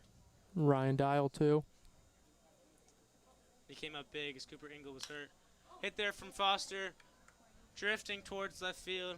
Pimentel makes the play, and that's 3 outs for the Sox here.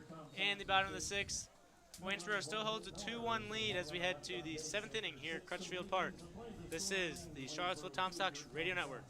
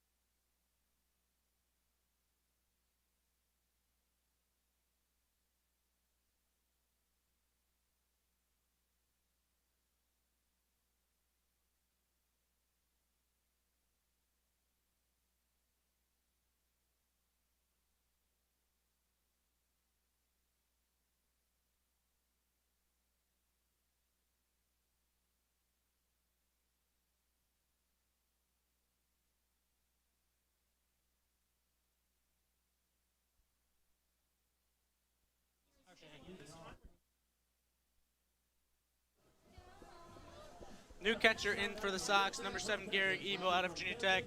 Been a solid catcher for the Sox all season. Splitting up the catchers today is Coach Kohler, 3-3 and 3. So we saw Cooper Ingle in for the first 3, R.J. Ochoa for the middle 3, and now Garrick Ebel for the last 3. And smart to kind of rest everybody as much as you can before tomorrow. Jimenez steps up, calls Ebel in for a conference before we have a pitch here in the 7th, as Stephen Wilmer will lead off for Waynesboro. Yeah, it'll be 8-9-1 for the Generals as they look to add on to their 2-1 lead here. Final game of the regular season. Jimenez back on the mound. Gets the call from Ebel here. That one just outside for ball 1. Express up 5-2 now on the Cannons in the top of the 5th as they look to lock up the number 1 seed in the North. Tom Sox have locked up the number 1 overall seed, so they'll have home field advantage for as far as they go in the playoffs. That one in the dirt from Jimenez for ball 2. Tonight at the park we have Women in Sports Night. Got moved after our game cancellation last week. Special shout out to our media interns, Brooke Stake, Kelly Warner, and Lauren Nilsson, who have been fantastic this summer and will continue to do so as we head into the playoffs. Pitch from Jimenez here. Another one in the dirt, 3-0.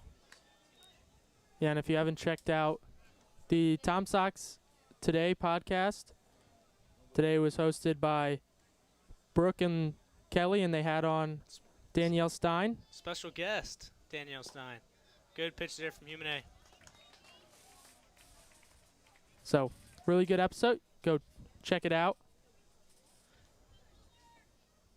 Go check out all our great media productions. Our YouTube page for Tom Sox Weekly, always a fan favorite. We have Eric Fenstermaker hosting almost all of our podcast episodes. That one fouled off by Wilmer as Jimenez now fought back in the count to force 3-2 here.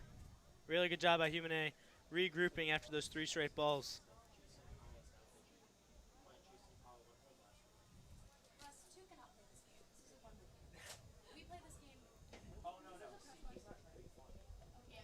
Also check out all our social media pages for great pregame and postgame coverage, thanks to both our media and analytics teams here for the Charlottesville Tom Sox. Payoff pitch from Humane. Strike 3 called. Wilmer disagrees, but he looks around in disgust at the umpire as Humane retires the first Waynesboro batter here in the 7th inning. And Wilmer has a legitimate gripe because that is the exact same pitch that he walked on in a 3-2 count back in the 5th inning. Now it's called a strike, and we saw it earlier in the game too when Jake Haney got Will Prater looking in that same 5th inning on basically that same exact pitch. So last time it was called a ball was to Stephen Wilmer when he walked.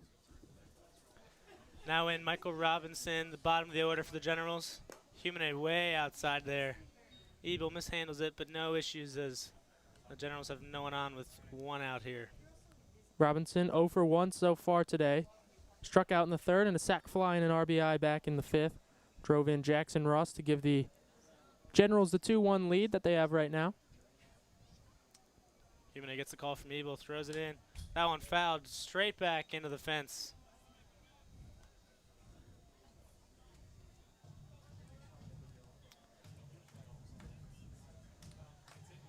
Humane off to a good start here. No runs allowed so far. In 1 of the 3rd. Humane grew up as a member of the Team Quebec 18U national team. And not surprising, growing up in Canada, also played varsity hockey. Another strike there from Humane. And just more good life on his fastball. I mean, it's popping out of his hand. And when he's hitting his spots, it's really a great pitch that he can throw whenever he wants to. And it's a swing and miss fastball and a fastball that he's gotten guys looking at, too.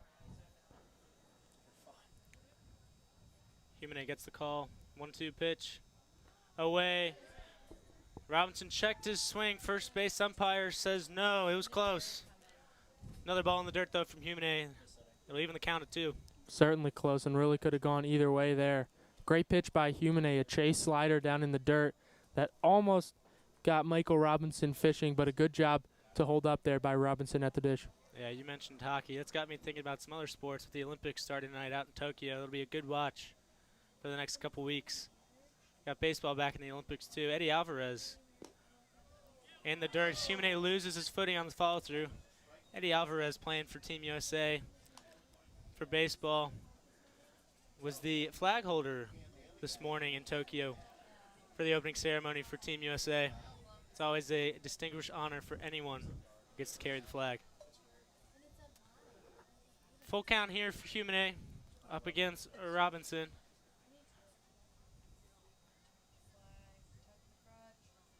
Inside, but Robinson fouls it off into the Waynesboro dugout. It'll be 3-2 again. That pitch looked like a ball. Robinson able to swing all the way around his body to fight it off. You mentioned USA. A couple other teams for USA struggled before the Olympics. We saw the men's basketball team lose a couple of their exhibition games. Women's soccer team lost a game to Sweden 3-0. Hey, the game's not even started yet. You got to come to a break.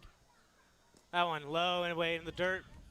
And Robinson will take his free base as the Generals now have 1 runner on with 1 out here in the top of the 7th. But certainly the U.S. women's national team a force to be reckoned with on the national landscape, as is the men's basketball team.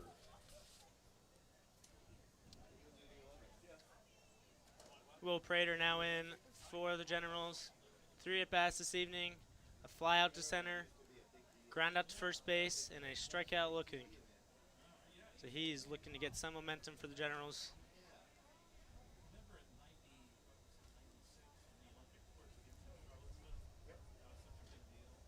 Humane looking into Ebel.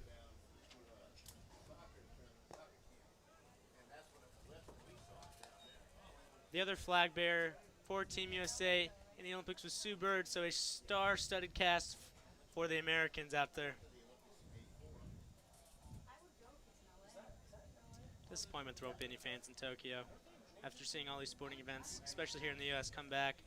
Fans not only here at the Crutch, but at other big sporting events as well. Pitch from Humane. Prater hits it to Iser at second, throws it to Foster. He can't quite turn two, but the Sox are able to get the runner out at second base, as there's now 2 outs in the inning. As Alejandro Figueiredo will be in. He was able to get all the way around and score back in the 4th inning for one of the Generals' 2 runs. As Prater advanced to first on a fielder's choice there. Iser, when he first fielded that ball, looked like he wanted to shovel it over to Foster at second, but then realized that he might have been a little too far, and he had to double clutch and then give a full-on throw to Foster, and might have prevented the 4-6-3 double play from being completed. Pitch in the dirt there from Humane. Prater gets a jump, but a missed throw from Ebel gets past Iser all the way to Skinner, who throws it to Foster, and Prater advances all the way to third. Yeah, that one will go down as a wild pitch, and then an E2 to send the runner to third. And that was just fantastic base running by Will Prater. As soon as he read that downward angle of the baseball out of Humane's hand, he took off. And it was a good stop by Garrick Ebel. He kept it in front of him, gathered himself, made the throw down to second, but was just a little bit low, and it skirted into center field and allowed Prater to skirt over to third base. Yeah, Prater looked to be looking back at Ebel as he was right in between first and second base, and Iser was heading over to second. But a poor throw, and he was able to advance. Another strike there from Humane as he evens the count at 1. Humane is able to get out of this inning. That would be huge to keep it a 1-run game. Able to escape last inning as well, leaving 2 Generals runners on base. The Olympic baseball not getting going till Tuesday. That one chopped over to third. Pierce Bennett makes the grab and throws it to his Wake Forest teammate at first base, Adam Cesari, to beat Figueiredo. And the Sox are still down 2-1 as we head to the bottom of the 7th. It's stretch time here at the Crutch. This is your Charlottesville Tom Sox Radio Network.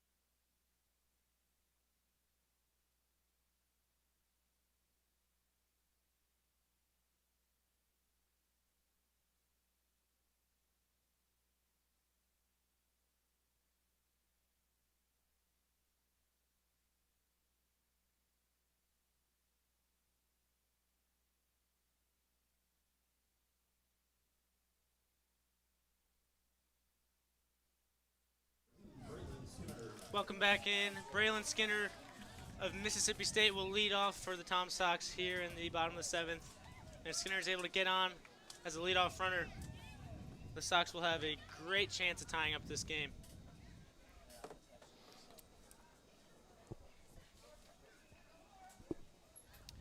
Skinner reached base earlier in the game with the single of his own, but unable to move any closer to home.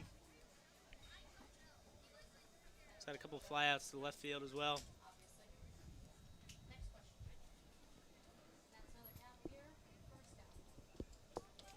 Pitch in from Jones. High and away for ball 2. So we mentioned that the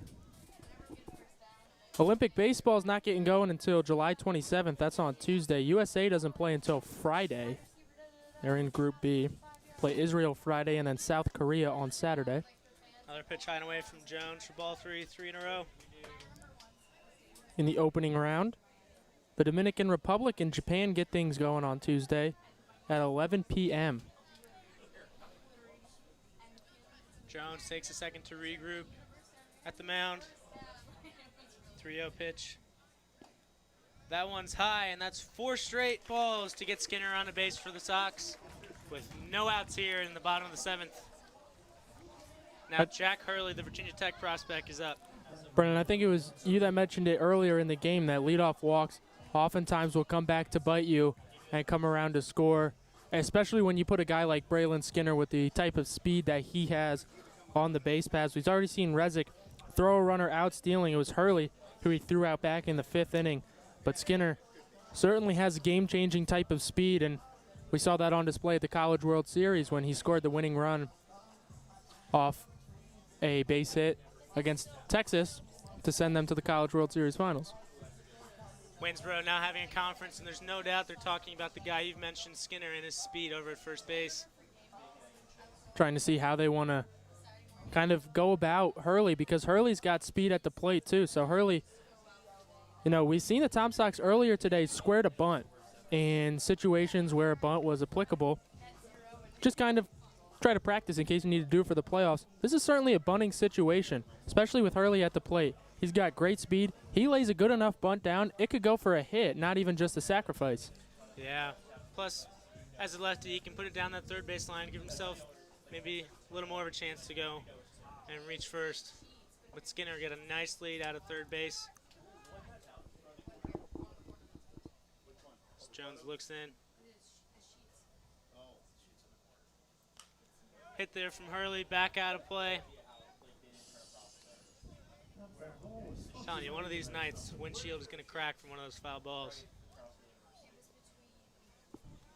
Hopefully it's not your car, Zach. That would be a big problem.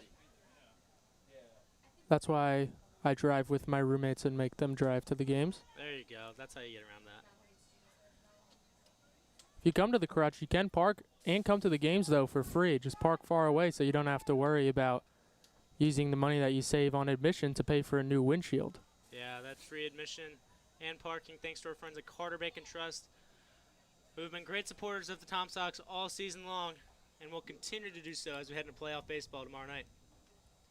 Hurley steps back in after that Jones pickoff attempt at first base.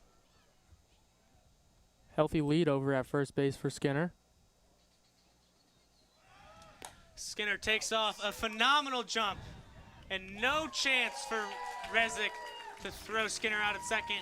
And now all of a sudden, the tying run is at second base for the Sox with no outs here in the bottom of the 7th. If you're Rezick, there's really not much you can do about that. You got the perfect pitch to throw on a fastball up and away. You made as good a throw down to second base as you possibly could have. It's just Skinner got such a great jump and has such great speed that he was able to swipe that bag basically on his own. Yeah, you can see Robinson, the shortstop, laughing there after he applied the tag. He knew he had no chance with Skinner's speed to catch him stealing. Just one of the great members of the speedy Sox we have. That one inside, but called for strike 2 against Hurley.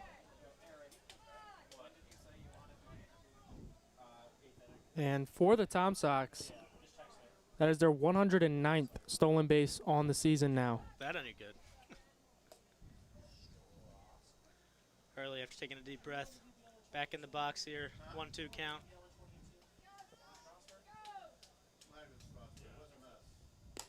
High and away from Jones. Evens the count at 2-2.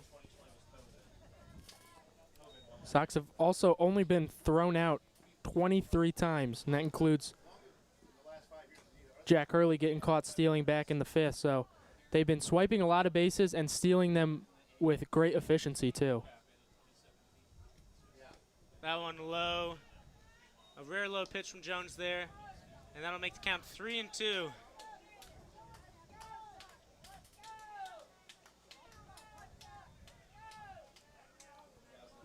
Hurley's able to get on here. That would be huge for the Sox. 2 base runners on. With no outs. That's the top of the order, and Amos will be up next. Swing and a miss from Hurley. And that's strike 3 for Jones. That'll be his second strikeout of the night as Logan Amos will be into bat after he struck out earlier in the game. For the Tom Sox, those 109 stolen bases rank them at 3rd in the entire Valley League, only behind Newmarket, who's stolen 113, and Winchester, who's stolen 119. That one fouled out of play down left field from Amos. He's got 16 RBIs on the year. He'll be looking to get in Skinner, most likely with Skinner speed. Anything that reaches the outfield, he'll be running home. Coach Kohler, over being the third base coach tonight, will wave Skinner.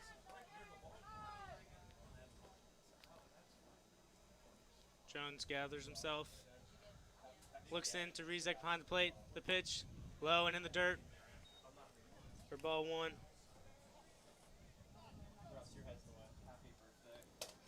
Harrisonburg beating Stanton right now, 2-1. If Harrisonburg wins, they would take the 2 seed. And that would secure a matchup for the Sox back here tomorrow night against Waynesboro. Pitch from Jones. Hit from Amos over to the second baseman, Prater, who throws Amos out at first base, but he's able to advance Skinner over to second as Gary Giebel, who subbed in the top of this inning for Ochoa behind the plate, will come in looking to get a hit, an RBI, and another run for the Sox to tie this one up. And for the Tom Sox, a good at-bat from Amos, but, you'd rather have that at-bat with 1 out as opposed to 2 outs because you still got the runner in scoring position.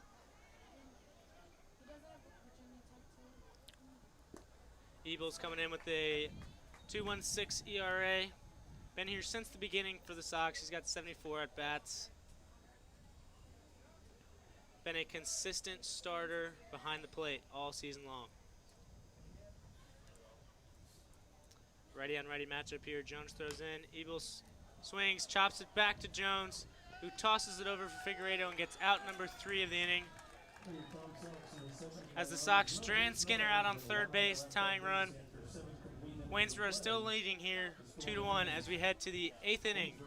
This is the Charlottesville Tom Sox Radio Network.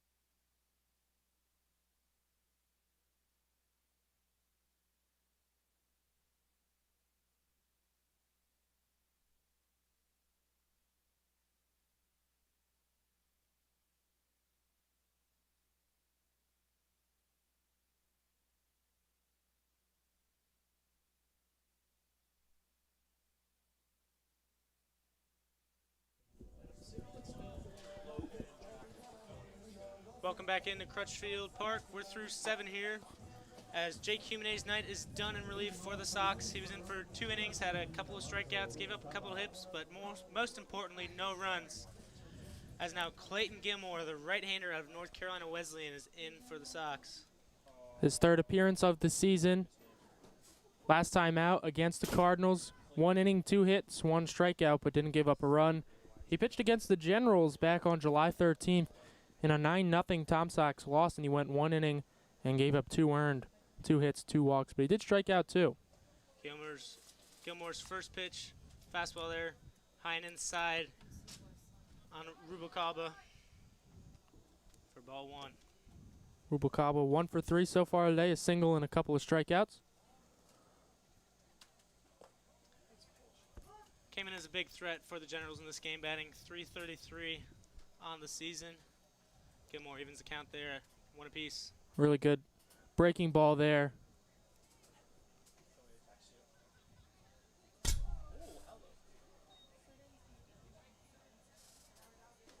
Not a really good breaking ball there. Yeah, you could say that. Anything that hits the fence, probably not a good sign. Count now 2-1 in Rubalcaba's favor. Gilmore just finished his sophomore year at North Carolina Wesleyan. That one up the right field line, but goes out of play towards the Sox bullpen. This counts now 2-2. So with the Turks leading the Braves 2-1, and the Generals leading the Tom Sox 2-1, if both of these scores were to hold, Tom Sox would then play the Stanton Braves tomorrow, and it would be Turks and Generals, the 2-3 matchup. That one swinging strike 3 there, called by the umpire. As Gilmore faces 1 batter and gets 1 strikeout here in the top of the 8th inning. Good off-speed pitch, got him to chase that one in the dirt, and for Rubalcaba, his 3rd strikeout of the day, and the 2nd time that he's faced a brand-new pitcher to lead off an inning and been a strikeout victim. Now in for the Generals, Zach Levinson.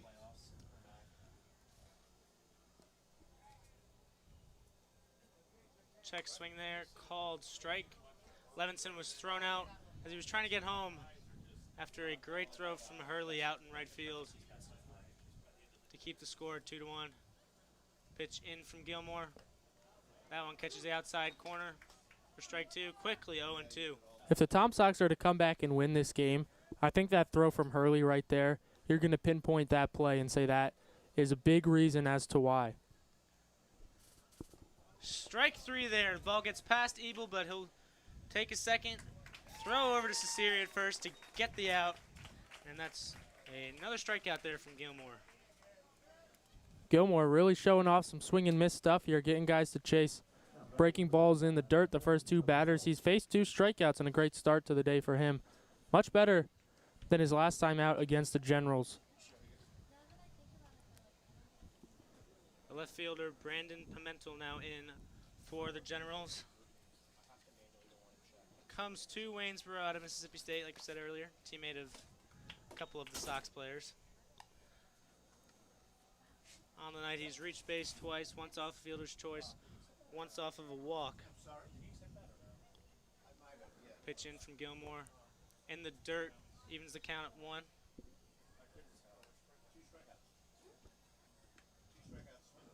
There's action down in the Waynesboro pen. Tom Sox have a bit of stirring, but no one up and throwing. Swing and miss there from Pimentel, and that'll be strike 2.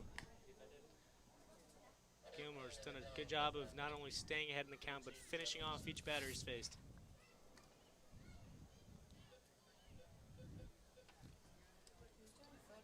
The 1-2 pitch. Outside on an off-speed pitch from Gilmore, 2-2. I think Stephen Wilmer is down there warming up in the bullpen for the Generals. Gilmore gets the sign, throws it in, low and in the dirt again.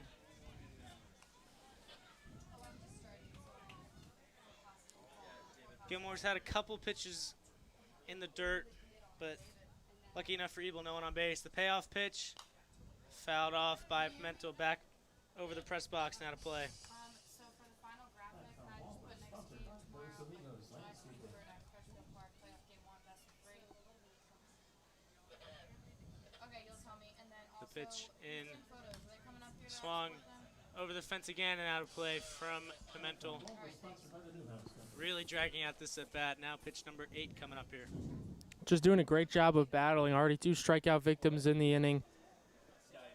Pimentel doing his best to not have Gilmore strike out the side.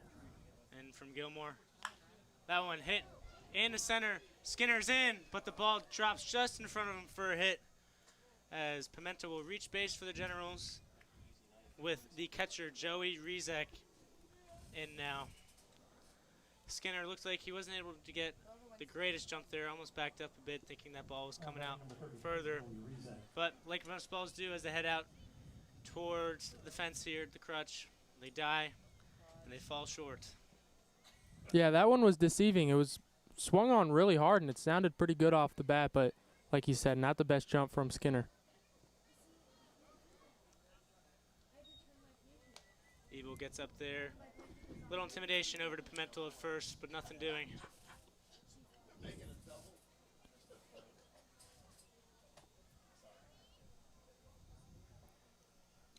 The 1-0 here from Gilmore.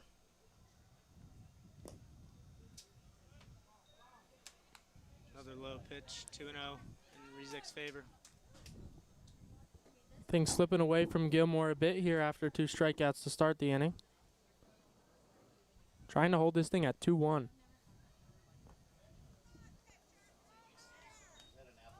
Below the zone again from Gilmore. Now 3 straight balls from him. Rizek will take those all day. Again in the dirt, and that one's up and out of play. As it hits the ground, hits Ebel's catching gear and flies behind him, and it'll be a free base for Rizek and Pimentel. Runners on first and second with 2 outs here for the Generals. Fortunately for the Tom Sox, Pimentel was not at second base yet when that ball got out of play, so he had to hold at second base as opposed to being able to advance to third. Now in for the Generals, Jackson Ross, who got all the way around the bases back in the 5th inning off of a walk from Jake Haney. Gilmore gets a sign from Ebel.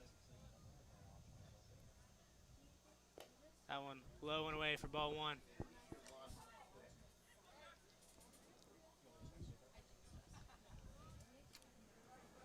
Gilmore needs to get a little more control of that fastball if he wants to get himself out of this inning. Low and in the dirt again for ball 2. And he was really able to, he was in a rhythm those first 2 batters and then just kind of lost it out of nowhere, and Ebel noticed it, and so does one of the Tom Sox coaches. Yeah, John Maley out to stop the downward spiral from Gilmore. This will be the 3rd or 4th meeting of the night for the Sox on the mound. Just needed to break up that poor momentum there for the Sox. Now in the bullpen, James Vaughn, number 30 for the Sox, getting another arm loose. And the good thing for Gilmore is that he's still just 1 pitch away from getting out of this. You know, he got those first 2 strikeouts, got those first 2 outs, and now all he needs to do, figure out a way to get 1 out, get out of this inning with no runs across, keep this thing at a 2-1 ball game. We mentioned how important it was when Hurley threw out Levinson at the plate to keep this thing at 1 run, especially with the power that the Tom Sox have. Coming up next inning in Adam Cesari and Garrett Spikes, 1 swing of the bat could tie this up. Your attendance tonight here at Crutchfield Park, 520, solid for the regular season finale after the Sox have already locked up the number 1 overall seed. After the conference, Gilmore comes in, throws a strike, and the count now 2-1 in Ross's favor.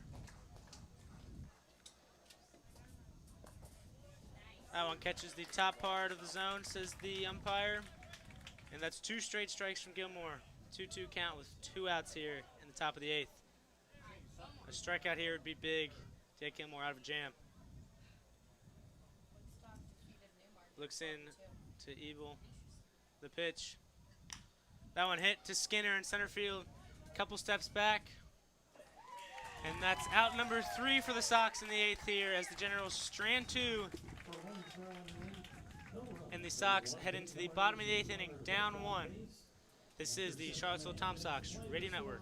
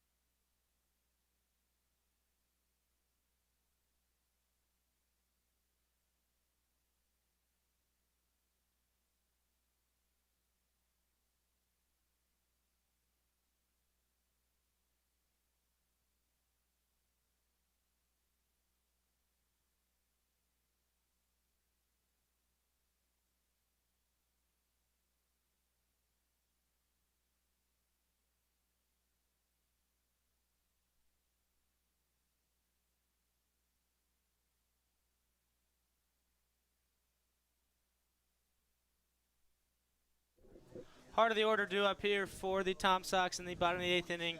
Pierce Bennett, followed by Adam Cesari, followed by the new designated hitter, Garrett Spikes. Now we got a bit of a score update for you in the Valley League. Zach, what do you got for us? So the Woodstock River Bandits walked off, kind of. The Newmarket Rebels, they win 12-2. Mercy Rule, Jacoby Long, a 2 RBI single, ended things. It's the new 2-week walk-off after the VBL committee approved Mercy rules a couple weeks ago. Now Pierce Bennett steps in for the Sox against Brady Jones. That one catches the inside part of the plate. As Bennett looked away at that curveball, couldn't believe it just broke in as it crossed the plate. So with that win, the River Bandits actually tied the Express for first in the North. The Express are beating the Cannons right now, though, 7-3. So if the Express... That one hit by Bennett into right field, but right at Levinson for out number 1 here in the bottom of the 8th. So if the Express hang on to win, they grab the number 1 seed. With that Rebels loss, they are firmly entrenched as the 4 seed. So an Express win makes it Express 1, River Bandits 2, Royals 3, and Rebels 4. But if the Cannons come back, Woodstock and Strasburg would just flip-flop. So 3 and 4 are set, 1 and 2 still up in the air. But as I said, it's 7-3 Express in the bottom of the 6th in Percival. Yeah, Front Royal and Percival, unfortunately, out of the running for playoff spots this late in the season. Adam Cesari looks at pitch number 1 from Jones, and it's a strike. Now behind in the count. Cesari earlier in the game. A ground out, a fly out, another ground out. Not what he was looking for in his night so far. Another swing and a miss. Quickly behind in the count, 0-2. It's the bottom of the 7th inning, in Stanton. The Braves still trail the Turks 2-1. As Jackson Denny's is on to pitch. Jones gathers himself on the mound. Looks in to Rizek. That one fouled, just nearly hit the umpire there, but into the fence. Count still remains 0-2. So lots of flip-flopping still could possibly be done in these South Division. Yeah, heading into the night, Zach, teams were already clinched for playoff spots. We knew who was in, who was out, but we didn't know what seeding it would be. That one fouled out of play by Cesari. That foul ball was sponsored by the Newhouse Company. He's still behind in the count, but he's doing a good job fighting off the last couple pitches.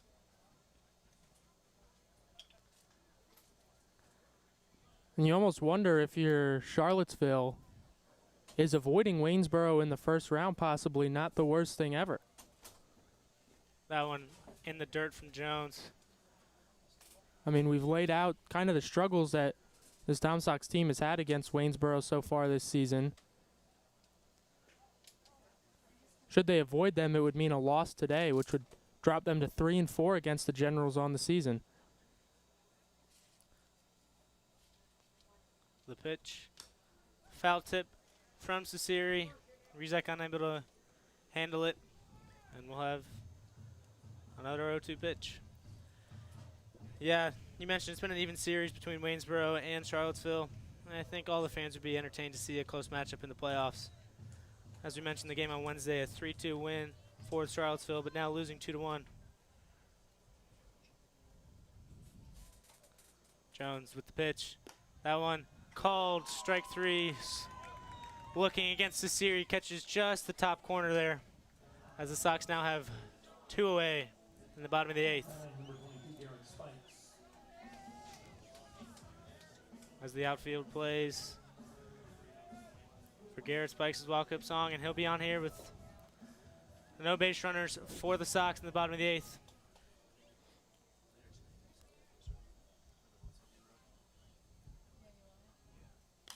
That one fouled back and out of play. Spike struck out his last time up. His only bat of the night as he filled in for Wyatt Langford, the designated hitter, after 5 innings. Spikes has made appearances this year at first and in the outfield for the Sox, but getting the night off from fielding duties. That one outside of the zone from Jones, evens the count at 1-1. Detailing a little bit more of the Tom Sox struggles against the Generals.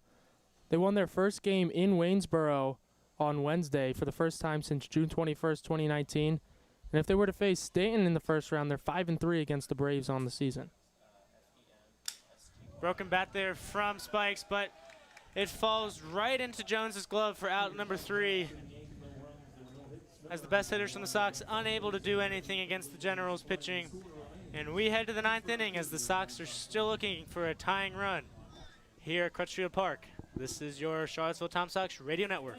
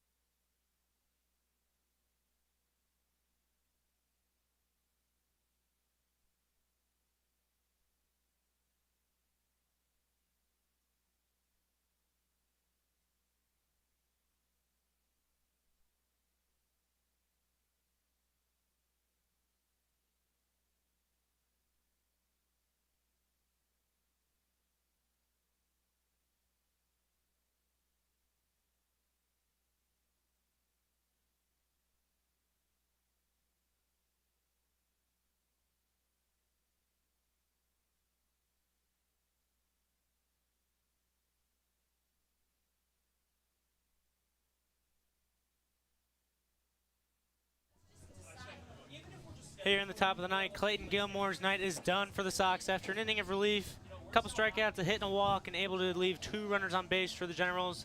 But now steps in Duke prospect and New York City native James Vaughn. Now we have an update for you in the Valley League, specifically in the South Division, as Stanton has taken the league over the Turks. What does that mean for our playoff matchup for the Sox, Zach? Yeah, so for the Tom Sox now, looking at the division, Harrisonburg does hold the tiebreaker, so should Waynesboro hold on to win today, I believe they would still be the 4 seed. So the only way that the Tom Sox will not face Waynesboro in the first round is if the Turks come back to win and Waynesboro holds on to win here.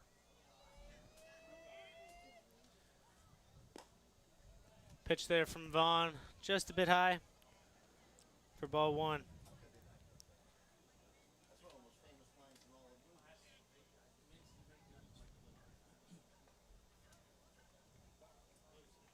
James Vaughn, you mentioned out of Duke. This is his 10th appearance. 19 innings, 16 hits, 7 runs, all of them earned, 9 walks, 18 strikeouts. He's got a 3.31 ERA, and he's 4-1 and tied for 3rd in the league in wins at 4. Looks in here to Evil for the sign. The pitch from Vaughn. Swing and a miss from Wilmer. That'll be strike 2. James Vaughn, notoriously a methodical worker on the mound, really takes his time, focuses on each and every pitch. And today, rocking the long pants, usually has the high blue socks, but today opting to go with the pant legs down. You mentioned methodical on the mound. We spoke to him early last week. He talks about his pregame ritual. That one's low in the zone. Very consistent. No superstitious activity or anything from him. Very much about his business, trying to get his work done. Comes out of Duke, who made a great postseason run, coming in out of nowhere and winning the ACC playoff tournament to get an NCAA tournament bid. That one, check swing from Wilmer, but just outside. Ebel was looking over to throw it to Bennett, to throw it around the horn for the first out of the inning, but not quite. As the count now runs full, 3-2.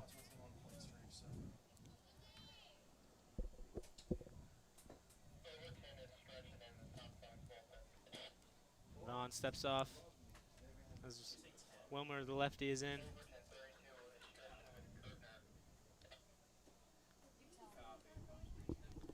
Vaughn looks into Ebel. Takes the pitch. That one hit by Wilmer into the gap. And that one falls on the warning track off the wall as Amos gets there. And Wilmer will be in for a stand-up double for Waynesboro to lead off the top of the 9th inning. That one fell right in between Skinner and Amos there in left field, making its way all the way back to the fence. An insurance run would be absolutely huge here for Waynesboro to try to put this thing away as they try to claw to the 3 seed and avoid the Tom Sox in the first round. Obviously, they would need some help out in Stanton, but that's a great start there. A leadoff double. Michael Robinson now in for the Generals. He reached in the 7th inning off of a walk, but has failed to record a hit against the Sox this evening. Steps out now. Robinson steps back in to face Vaughn. Clayton Gilmore's final line, by the way, he goes 1 inning, 2 strikeouts, walked 1, gave up a hit, didn't allow a run. So again, he is in line for a no decision. 0030, James Vaughn from the stretch.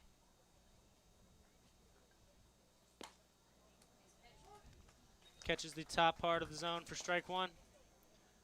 Good speed there from Vaughn. That's what you're looking for in a guy who's coming in late in the game as a closer. Well, in most games for the Sox, not tonight. But he's been off. Often he's come in the 8th or 9th inning when the Sox have had a big lead on opponents. 0-1 here. That one hit by Robinson. Gets into left field to Amos. But Wilmer will be held up at third base, and runners on the corners for the Generals here with no outs in the top of the ninth. Now it'll be intriguing to see what Coach Corey Kohler opts to do with his infield. If he's going to leave the middle back for 2 here and surrender a run to get 2 outs, given that it is the 9th inning and you're already trailing, or bring everybody up and essentially eliminate a double play opportunity to prevent the run. And it looks like he is going to leave the middle back and the corners up. Top of the order now for the Generals. Will Prater, he got on base back in the 7th off a fielder's choice. That could be dangerous again for the Sox. Could lead it to the potential insurance run you mentioned earlier, Zach. Coach Kohler trusting his defense. What Vaughn really needs right here is a big strikeout or a pop out in the infield so that he can set up that double play ball to get out of the inning unscathed. Swing and a miss by Prater. Strike 1. That one down on the inside corner. Nice pitch there from Vaughn.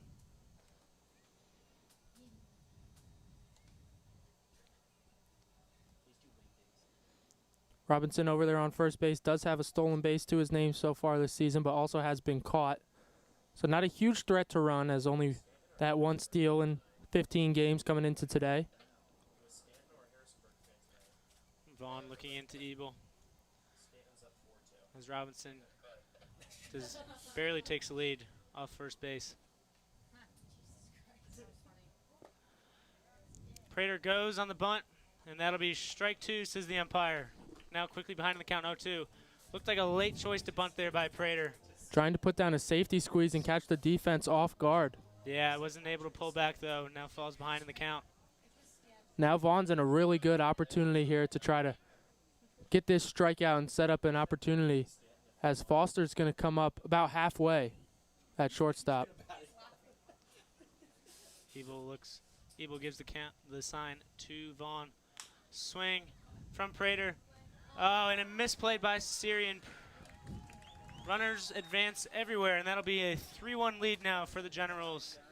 Caesari came off the bag from first, tried to grab the dribbler from Prater, unable to bobble it as Vaughn was running over to tag the base at first for the out.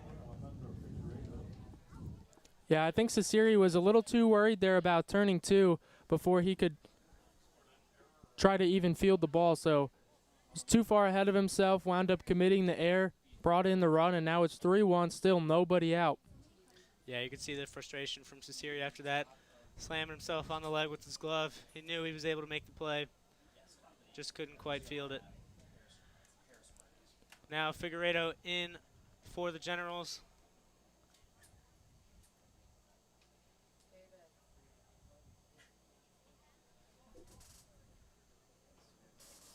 As Robinson dancing around back there on second base. Vaughn wasn't able to see it.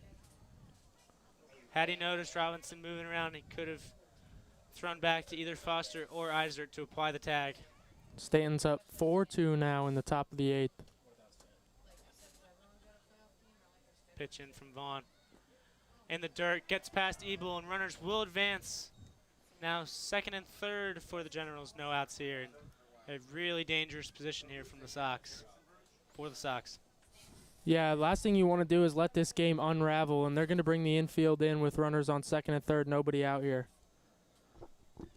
No one currently in the pen for the Sox.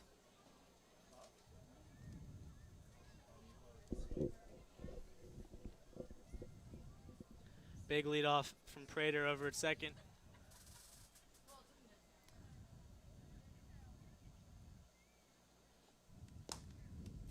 That one just outside from Vaughn. Looked like it almost caught the outside half of the plate, but not quite. Yeah, decent pitch there from Vaughn, and he has been pretty solid over his last 2 outings. He's strung together 4 1/3 innings of only 2 hit ball. But the time before that, he was touched up a little bit by the Braves. 2-0 here from Vaughn. That one hit from Figueredo. Foster makes the play, and that is 1 out. Good setup there by the Sox, having players in as Foster's able to make the play, record the first out of the inning. Heads up play by Cole Foster to stare the runner back to third base, making sure that Robinson was not going. He knew who his runner was at the plate, Figueredo, not a threat to get down the line, especially quickly. So really took his time, looked Robinson all the way back to third base before making the throw across to get the out. Alonzo Rubalcaba now in for the Generals. Native of California, so playing a summer ball a bit far away from home. Low and in the dirt again from Vaughn. Good stop there by Ebel. Had that ball gotten past him, it's almost a sure run from Robinson over at third base.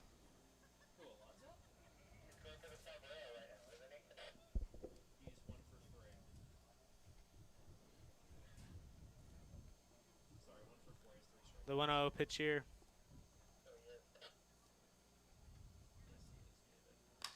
That one just gets past Bennett at third base. Robinson will score. Prater will score. Rubalcaba will get to first, or he will move to second after the ball is misplayed by Amos out and left. And the Generals tack on 2 more to make it a 5-1 lead here in the top of the 9th. And that has made things much more difficult for the Tom Sox. That is a big hit. 2 huge runs right there, and still a runner in scoring position with only 1 out as we have a pinch hitter, Max Weller, coming up to bat. Plays his college ball at Arizona Western. Tough play there to make from Bennett. That ball just looked like it bounced over the third base over there. And as you talked about, with infielders playing in less time to react, not sure he would have made the play either way. Yeah, at normal depth, it would have been a stellar play to get the out at first. But even if he could have got a glove on that and kept it in the infield, would have saved at least 1 run. But regardless, a really tough play. Another pitch in the dirt from Vaughn. And Rubalcaba will advance to third. You can see the frustration from Vaughn there. Wants that pitch back so badly. So Weller's in for Levinson, who finishes his day 2 for 4. Couple of singles and RBI.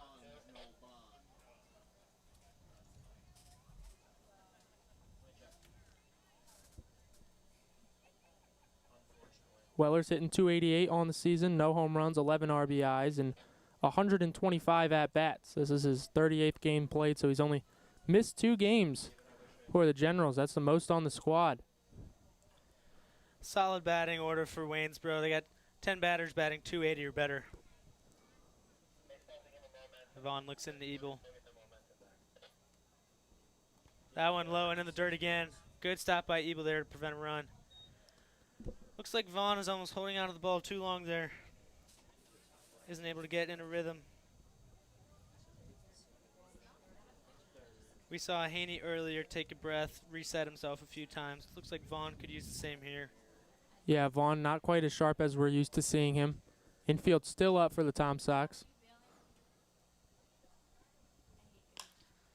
That one by Weller sent, but Hurley's able to run in and now throws in. And a second stellar throw of the night from Hurley will get Rubalcaba tagging up from third. That's the second dart from Hurley out in right field to prevent a run from scoring.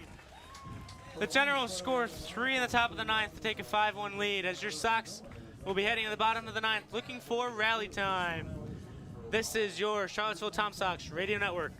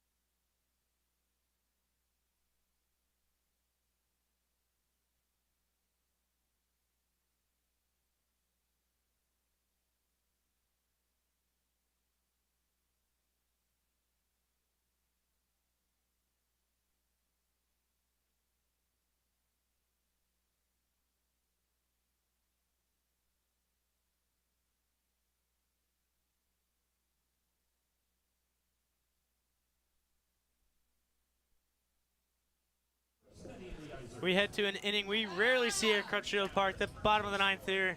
Eddie Eisert will be up to lead off for the Sox as they need at least a 4-run rally here. A couple of defensive changes for their Generals. Stephen Wilmer will head to right field as Max Weller, who pinched hit last inning, will move to center field for the Generals. I'm gonna text you a picture of what I have. Eisert swings and knocks the first pitch he sees out of play. Last time up, Eisert had a double. That would be a big start to the inning for the Sox, who have not scored a run since the bottom of the first inning. Yeah, it's been a rough go offensively for Charlottesville, that's for sure. Brady Jones still on the mound for Waynesboro. That one fouled again, out of play by Eisert, quickly behind in the count 0-2. And this is a Tom Sox team that has not lost at home in quite a bit of time. We're looking at all the way back June 25th against Stanton, the last time they lost at home. Only 3 home losses on the entire season. The Sox have only been strike 3 there from Jones, as the Sox now have 1 away here in the bottom of the ninth. And I believe, if I'm correct, the Sox have only been held to 1 run or less all season, and that was one other time all season. And that was last Tuesday night in Waynesboro in a 9-0 loss. Also, the second half of a doubleheader against Winchester at home, one of their other home losses when they got no hit. So, They didn't play a full game. I don't know if we'll count that one. Foster sends that one foul and out of play.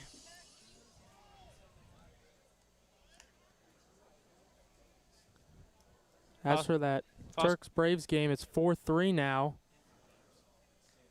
Foster 1 for 3 on the night, reached first base in the 4th.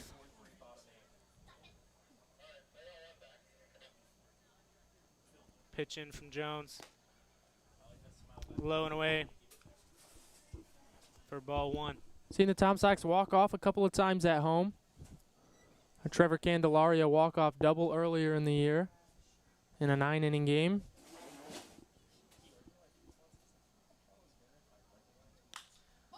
Oh, that one sent right back at Jones and hits him. Unable to get his bearings, and Foster will advance to first. Jones lucky there to get away unscathed.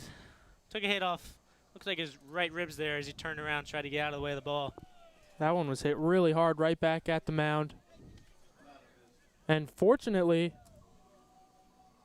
he got his glove up in time, did Jones, and was able to protect himself, but ball bounds away, and so Foster's aboard with a single. His second hit of the night. Skinner steps into the batter's box for the Sox, hoping to move Foster into scoring position with the hit. That one low and away for ball 1. It's an 0-for-2 night for Braylon Skinner so far. He walked and stole a base in the 7th. You know, that last hit from Foster, if that had been hit any harder, Jones would have been down for the count. But kind of a soft liner back at him. The ball just kind of dribbled away down the pitcher's mound. Jones was unable to find it before Foster made his way onto first base. No one came up here for photos, so nobody came. That one high again from Jones. 3 straight balls there. And if you're the Tom Sox, you'll take base runners any way you can get them. So if you're Braylon Skinner, I wouldn't be too aggressive here. 3-0. Make him come to you.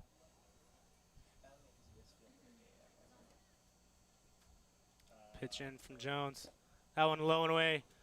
4 balls and another free base for Skinner on the night, as the bottom of the lineup in Jack Hurley is up to the plate. Hurley's got a hit today, but the most notable things he's done so far, thrown out 2 runners at home plate from right field. Now Waynesboro will have a conference out on the mound. That's most likely the last action we'll see of Jones this evening. But like you mentioned, Zach, 2 huge defensive throws from Hurley. He hasn't scored yet tonight, but he's kept 2 off the board from Waynesboro to keep this game from really getting out of hand. And no action down in the Waynesboro bullpen.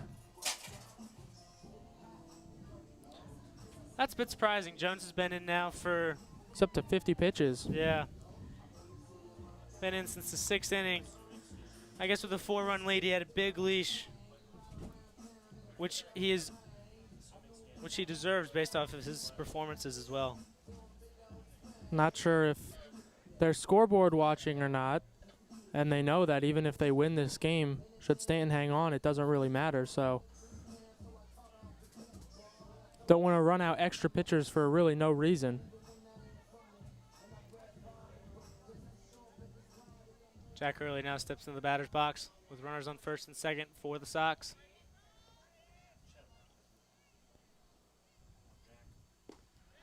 Big swing and a miss there for strike one. Hurley 1 for 3. Drew a walk in the third, singled, but was thrown out trying to steal second base in the fifth, and then struck out his last time up. We saw the Sox and pitching coach John Maley do it earlier. Take a conference. That one way outside for ball one. Have a meeting on the mound. Slow down any bad momentum that the pitcher may have. And right away, Jones came in and threw a strike. But after that ball from him, evens the count at 1-1.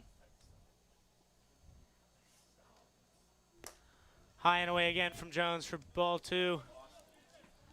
And really, if you're the Tom Sox right now, I said it before, but I'll say it again, all you need right now is base runners. You don't even have the tying run at the plate. The tying run still stands on deck. So if you're on the bases or you're at the plate, you have to know that you really mean nothing, and you need to get on base any way you can.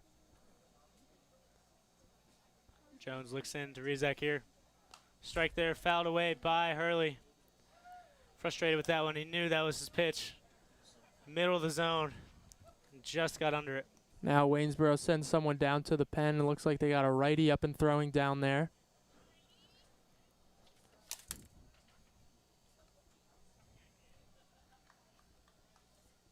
Jones, I'm sure, would love to finish this outing himself. He's pitched brilliantly so far. Hurley steps in for the 2-2 pitch. That one low and in the dirt.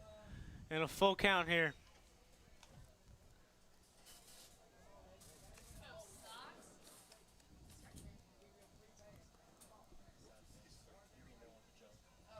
Jones takes a moment to get his footing out on the mound. Looks into Rizek for the call.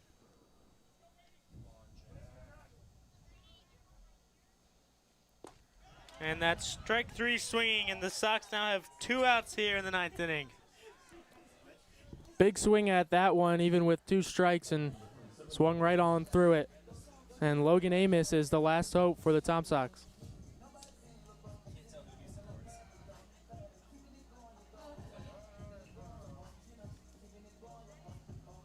Amos came on in the 5th inning. He's struck out looking in, grounded out to second base so far tonight.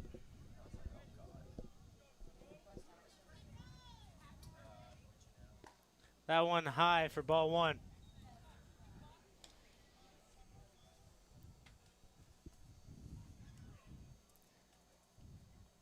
Amos represents the top of the order for the Sox, so if he's able to get on, could be that late inning rally that Charlottesville is hoping for. That one just catches the inside part of the plate. Amos is not happy about that one. Amos came into July hitting 400 and hitless so far today after coming in for Victor Castillo. Bats lefty and throws righty. Nice combination. That one outside for ball two.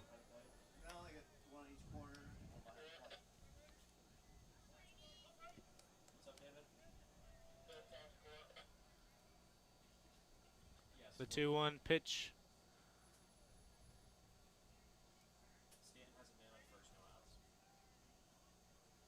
That one outside again for ball three.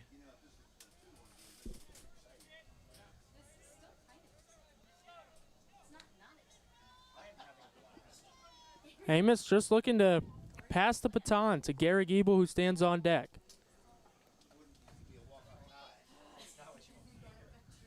The 3-1 hit flies into center field towards Weller. He looks up, bobbles it, but makes the grab, and That'll be out number 3 in the 9th inning for the Sox, who fall to Waynesboro 5-1.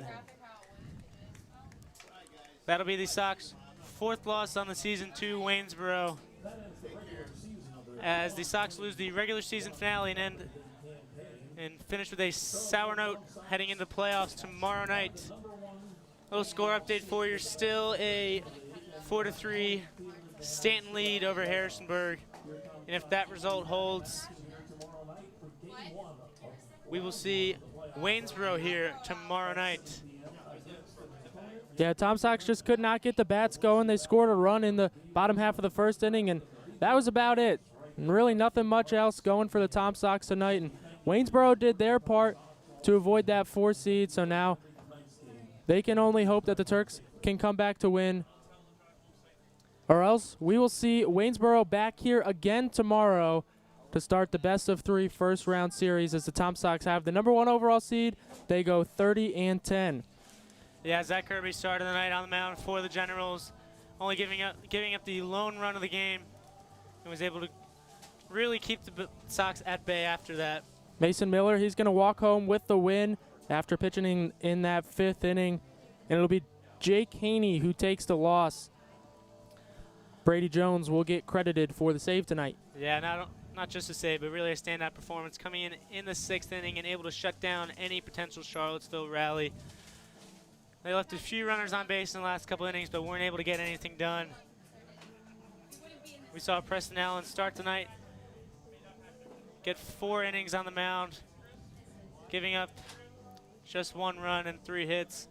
But the relievers for the Sox were the problem, as once Allen came out of the game, 4 runs in the last 5 innings really gave Waynesboro that momentum. And as we head into playoffs tomorrow night, Zach, Charlottesville may have an issue, as Waynesboro seems to be their kryptonite on the season so far, as the Sox have been 3-4 against Waynesboro in 7 matchups. Yeah, if they have to play Waynesboro, we could be on upset alert here in Charlottesville, as the Tom Sox piece together a great regular season at 30-10. But one team that kind of has had their number, as you mentioned, Brendan, is Waynesboro. So if that other game holds on, I don't know. Could be an interesting first round. Yeah, like you said, 30-10 on the regular season, 75% wins, not terrible at all. But the exciting part of the season begins tomorrow night, as your Charlottesville Tom Sox will be here at Crutchfield Park at 7 p.m. for round 1 of the Valley Baseball League playoffs. Here tonight, a final score 5-1 for Waynesboro over the Tom Sox after a great regular season finale. Signing off for the Charlottesville Tom Sox Radio Network, for Zach Lambert, I'm Brendan Farrell. Have a great night, everyone.